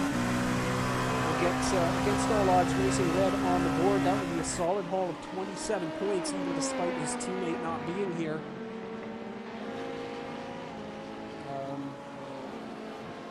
We have seen Enos again in practice. Did we see him at Bathurst? I can't remember. But he has not made an appearance in season 4 yet.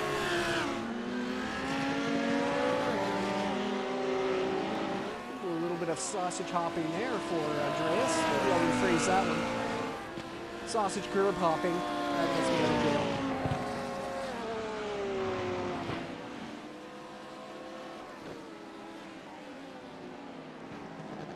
As things settle down at LMP, we had such a spectacular first stint, and then some intriguing pit stop strategies. It seems to have come good here for Element Sim Racing Fire. Joey Pedrick now wanting to close the deal. He's watched his teammate collect 2 race wins, and that gap come down a little bit, but it's still a little over 10 seconds. As we check in on the 32. Of Jan Molmers. This is from Dory Masters' Lamborghini.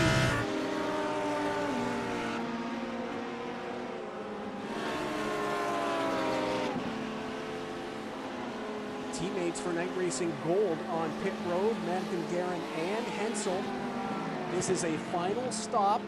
They have also had drive-thrus, you see, 4 times down pit road for Hensel, 3 for Manathan Guerin.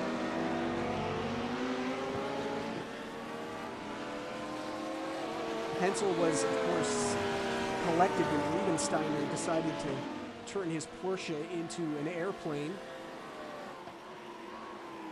That was probably the result of the 2nd drive-through penalty. Oh, as Dean Ellico is spun around, and this is going to bring the teammates together. Forrest was behind. We're watching that gap close down. 3 seconds. How close did Forrest get? There they are, back together on track. About to go a lap down to the GTM leader. There is Hugo Ibert right in behind, but this was another first stint battle that looks to be rekindled thanks to that little mistake at Cops.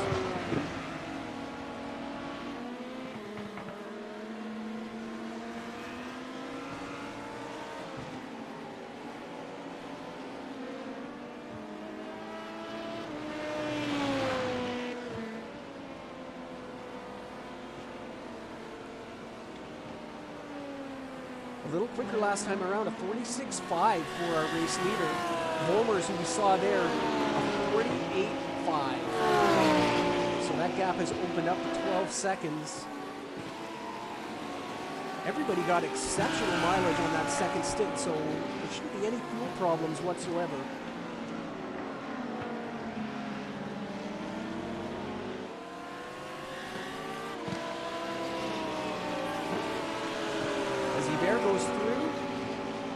by Forrest Ellico. Let's see if the kid can catch 429. Make this a battle. That is currently the battle for fourth place. Forrest and Dean in top 5 positions in GTM. Oh, nope, I missed one. Jaden's out in front of them. 5th and 6th, they are running.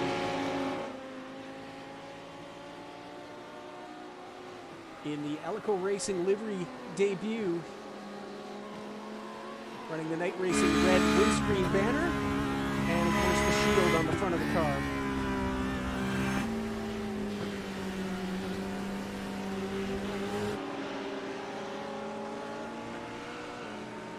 Jacob Wally and Piers Barry still on the same screen, but it does look like the Porsche has a little less damage than the Audi. And pull that apart. Still the closest 2 cars for position on track.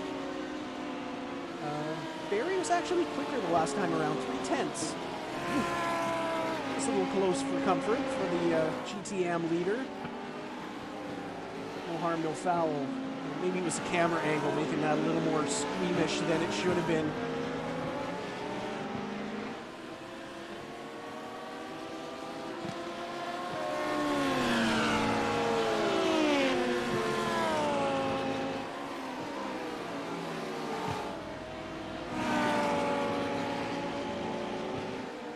The LMP leader is looking to lap up to 5th place in class. That was Jeff Jerome on the screen there, right? Yeah, Pedrick has already passed Jerome. Volmers will be next in line. Such is the pace of the top 3. Andreas Schwarz in 4th place. On top of that middle group, and by quite a margin, the HW Racing red cars 30 seconds behind the 204. As we approach and enter the final 20 minutes here at Silverstone.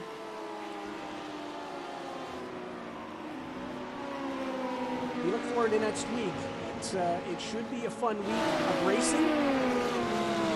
We'll be at Circuit of the Americas for the Challenge Series, GT Challenge, and Prototype Challenge. 1 hour non-points races. We'll see what the attendance is like for that. The Bathurst race was a warm-up for the special event. This is a flat-out challenge race. And that will have a bearing on what happens moving forward as we run that experiment on a challenging track. Well, that's why it's called the Challenge Series, isn't it?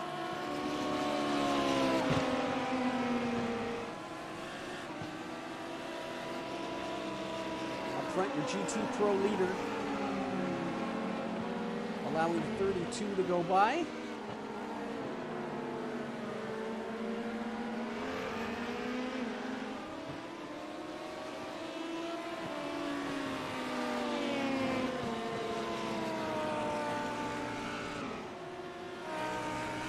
Your top 3 in class, Pedrick, Volmers, and Fowler.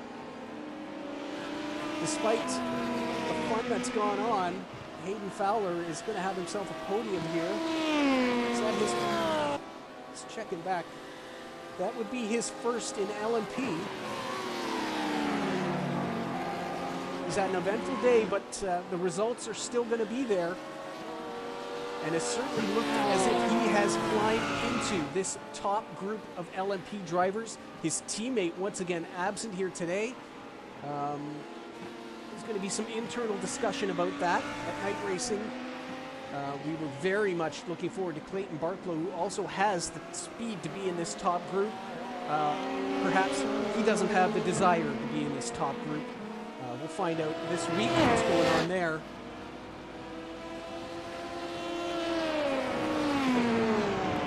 And hopefully we see the Unleashed cars back, because what a race up front it would have been if those two were here along with Fowler.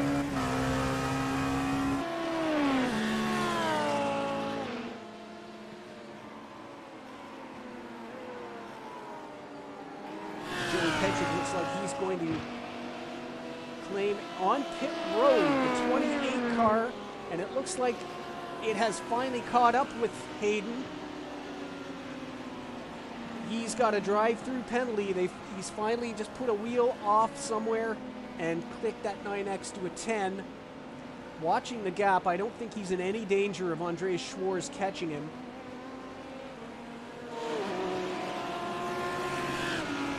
But it has certainly dropped him out of the range where a mistake or a trip over a back marker could improve his position up to a top 2. Seely also in the same boat in behind. But that makes the rest of this race... Oh, Seely is actually stopping. This is his final fuel stop. Remember, he split this race in half. The only LMP car to 3-stop this race. The only other cars who have a 3 or higher beside them have taken drive-through penalties. That is the pro leader. Matchison is off at Beckett's.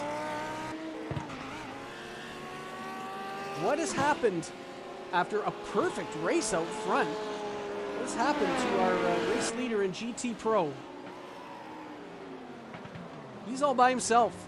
He just swapped ends going into Beckett's. It can happen to the best of us. Thankfully, that is not going to hinder the results here for the Dutchman. James Posland is 43 seconds back. There he is. We saw him right behind. That's Jacob Wally. We saw him. It's like, oh, is that Bruce Berry? He's finally got back up, but he hasn't. Hughes is well in the background of that group of cars we just saw in the rear view. Fowler back on circuit. Now 58 seconds off the race lead.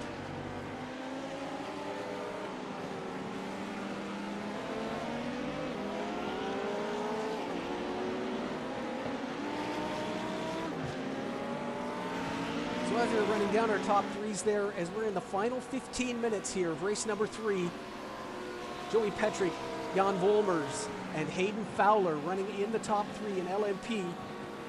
And a little bit of a misstep there, but Yuri Matchison still comfortably in front in GT Pro. James Posland has recovered to second after a great drive in the 91. Rowan Kelly, who tipped off that kerfuffle at the beginning of the race, has got his car repaired enough and has kept it on circuit, and looks like he will grab a 3rd place here in GT Pro. Wally and Barry now are separated for 4th and 5th, and they will be your only point scorers as Ruben Steiner has disconnected from the lobby. He will receive 0 points, and Switch It Emerald will go home empty again. The only registered team in GT Pro who has not scored any points. Am I right in that? I am right in that.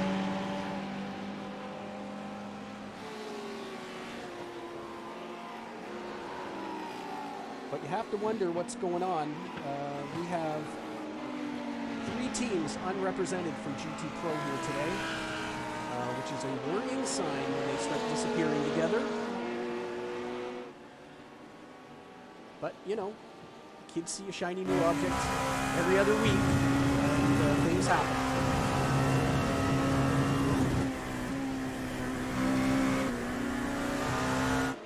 Coming by the stricken Audi of Piersbury.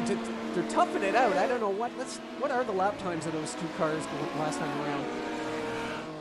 A 2:03.0 for Wally.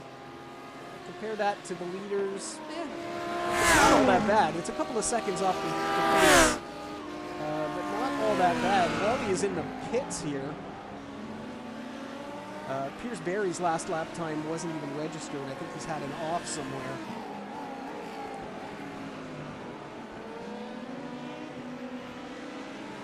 But as we finish our rundowns, I do tend to get myself sidetracked, don't I? There's Jacob popping out of the pits for another drive-through. The GTM leader, Hugo Ibert, he's had really a perfect race. We've seen him here and there. Had a great scrap going with Wayne Wortley until Netcode got in the way and took out his rival. But Hugo's had a really good run and looks to be backing up that Daytona win with another one here at Silverstone. He's got a nice sizable lead on Wayne, who has recovered to second. Kevin Hensel looks like he's going to get that podium, although his teammate is not that far behind him. It is a 6-second gap to the 777, just there coming by the pit exit. And they can see each other. There goes Hensel.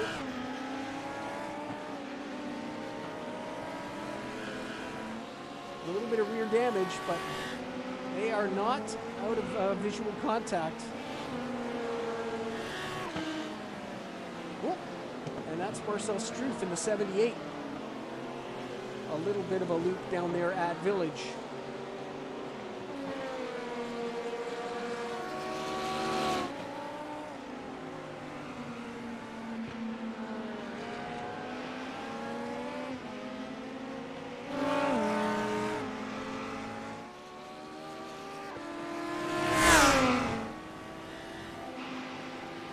Pedrick comes by and completes lap number 60. It's been a great day, and it wasn't handed to them early. Pedrick, the pole sitter, did lose the lead and ran second for early laps in this race. The 28 of Hayden Fowler putting it on the front row and taking the lead off the green flag. But you've got to have it all together to run at the top at this class. A bit of a push there by Jeff Jerome. Keeps it gathered up. So kudos to Fowler for a great run today. But maybe a little more under control. If he's got that speed and he can go up and compete with these boys, he's now got to get the race strategy and craft to bring it to the finish line.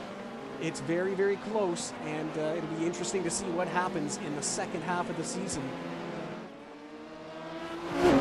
We head to Sebring for race number 4, the warm-up for the 12 hours. That coming up on the 19th of March. There's your schedule. In between then and now, we have challenge races.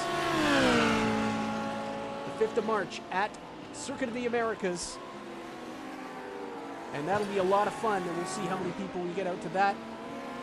You can see the challenge series also with a 90-minute warm-up race for the 24 hours of Nürburgring and Brands Hatch at the end of the year. That will be fantastic.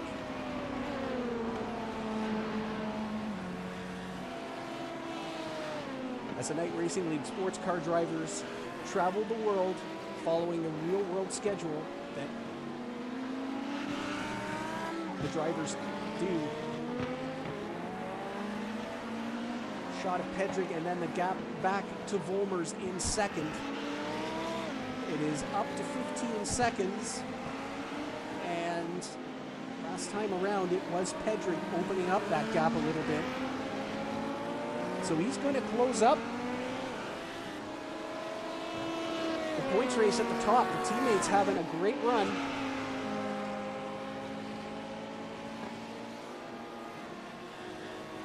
And that battle for second intensifying, or battle for third rather, intensifying. Fowler having a great run.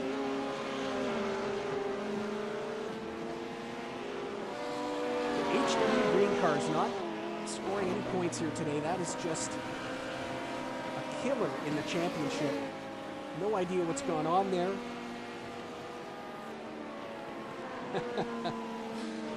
And I just got word from our Ventus pit box that no issues with the car. Yuri was just falling asleep. That's what we heard. A little bit of cranial vapor lock there in the cockpit. No harm, no foul. perfect up to that point, and he had a little bit of a gap to play with. So the gap in GT Pro now, 33 seconds. And that is an incredible commentary on the day that this gentleman has had. Apparently, did I hear that one of his HDMIs came out, he lost a screen, crashed the sim, so he had to reboot everything. And did I read somewhere on the Discord yesterday that he actually did this race with one screen? He only got one screen up. At any rate, he started from pit road. He did get that car out. He was only 15 seconds off the lead. And the only issue he had was a netcode at Cops. So not really of his own fault. Left plenty of room. It's just the car got loose because of some netcode. We've seen a lot of that here today. So to be in second place, 33 seconds off the lead in GT Pro, with all the adversities had, what a day for the 91 car.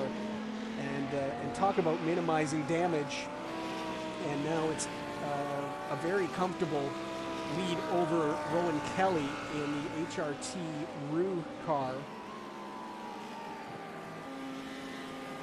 And this second place finish will be enough to keep him in the lead in the GT Pro Championship.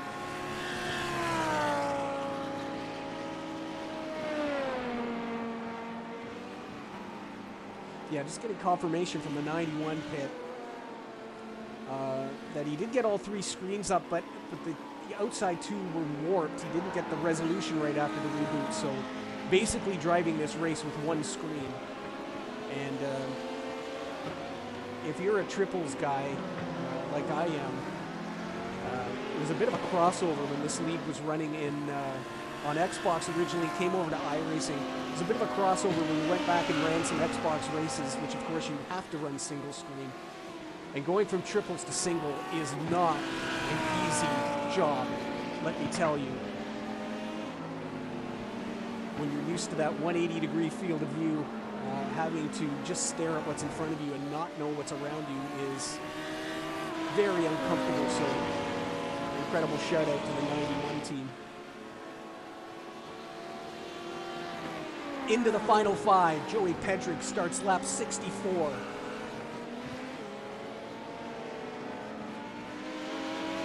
He stabilized that gap and pulled it up to almost 17 seconds ahead of Jan Volmers.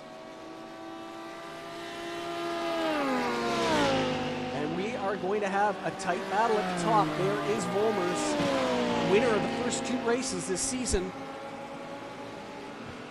But his teammate, with 38 points to his 27, is going to pull this down to an 11-point gap at the top of the points championship. Should be 2 to go when he comes back around. Just check where the leaders are. Matchison is behind. Pedrick on track. I do not believe he'll be able to get around. It's less than a third of a lap, so the classes will finish in order. LMP, then GT Pro, then GTN. Just want to see where the 34 car is. Woo, you catch him having a little fun at club.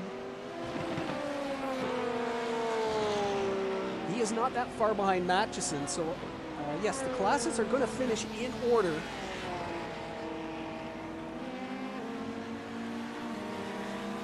Which is always good for the commentator. I can try and get screenshots of everybody as they cross the line.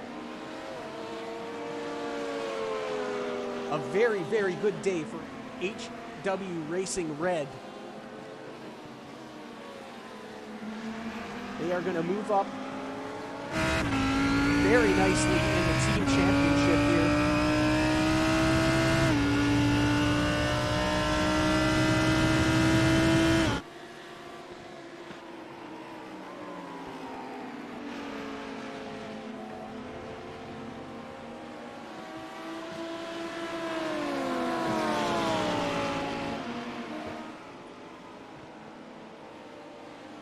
Jaden Manathan-Garin with his day here today. A 4th place. Back-to-back wins for Hugo Ibert is looking like, again, mental math. I'm trying to do it really quickly in my head, but I believe Hugo Ibert is going to split the night racing gold cars in the points.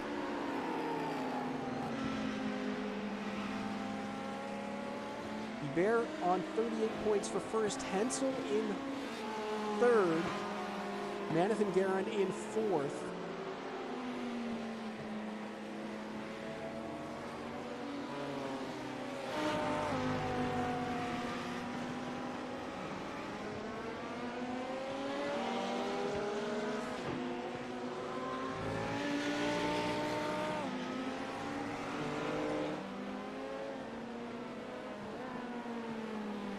Down through Luffield, your race winner who will get the 1 to go next time by.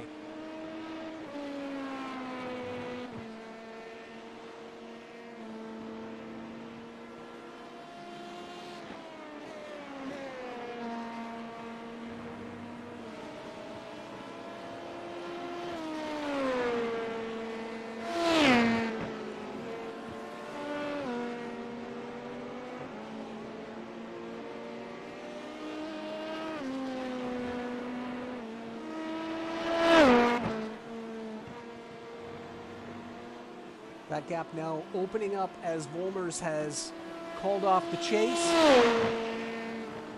Just bring the car home. Fowler with his drive-through penalty is not a threat from behind.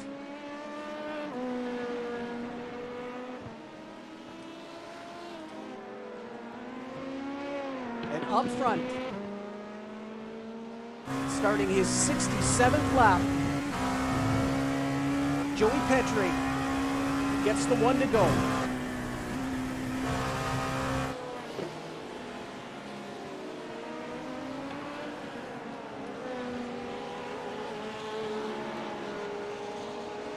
There is Yori Matchison. He will also get the 1 to go, just exiting Chapel.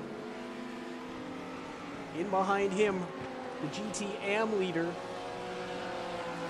An incredible run, just 7 seconds behind. Of course, the spin by the 185 helped that gap, but it goes to show you how competitive some of these top AM drivers are getting.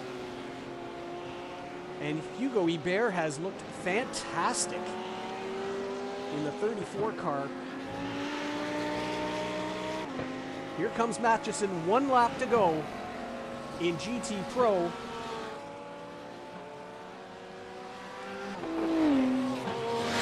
And there goes Ibert.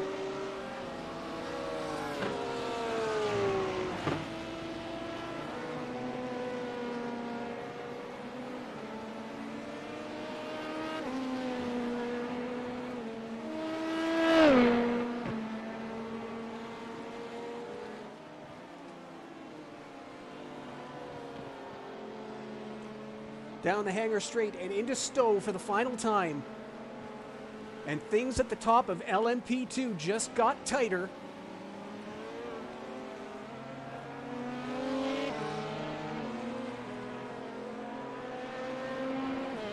To collect his first win in the Night Racing League Endurance Championship, Joey Petrie wins at Silverstone.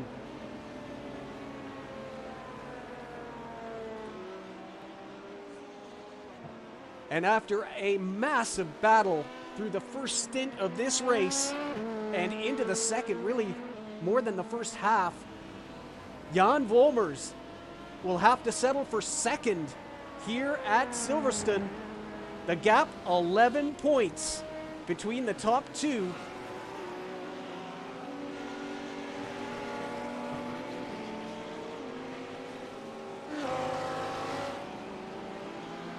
The two close up for a little photo op. Pedrick with his first win. We pan back to the 185 of Yori Matchison. Just trying to gather up who's where on circuit.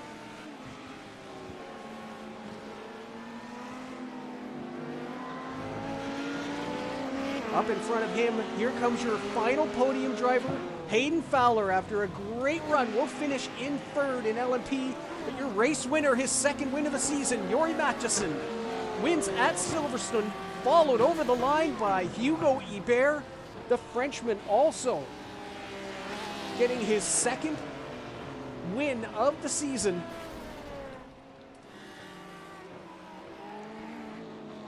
And after a day full of troubles at the beginning, James Posland will maintain his championship lead by finishing in second in the 91 car.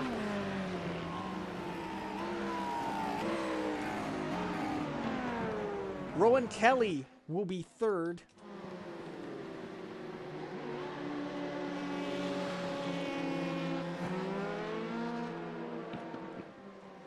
So let's check out what this does to the points. The LMP Championship, Joey Pedrick now 11 points back with his race win. I think the team championship is really all about second. Hayden Fowler moves up to third place in the points with his third place finish. You can see 2 red rectangles around his name. That means he's had multiple avoidable contacts, and Hayden Fowler will have to sit out qualifying at Sebring, start from the back of the LMP field, so that will affect that. Jennifer McDonald now fourth in the points, just 8 points back of Hayden Fowler. Jeff Jerome, a great day, moves up to fifth. Lucas Wallace, Thomas Brommel all drop down. Schwarz with his fourth place finish moves up to eighth in the title. Seeley and Rainey down near the bottom of the top 10. HW Racing Red does move into the lead for that battle in second place. HW Green and Unleashed, stuck at 44, are now tied by Night Racing Blue. We'll see how that moves on in the coming weeks. James Posland retains his points lead, but only by 10 points over Jori Mathiesen in GT Pro. Toby Seninger drops to a tie with Piers Berry at 42 behind. We'll have to find out what's going on in the pro class as far as attendance.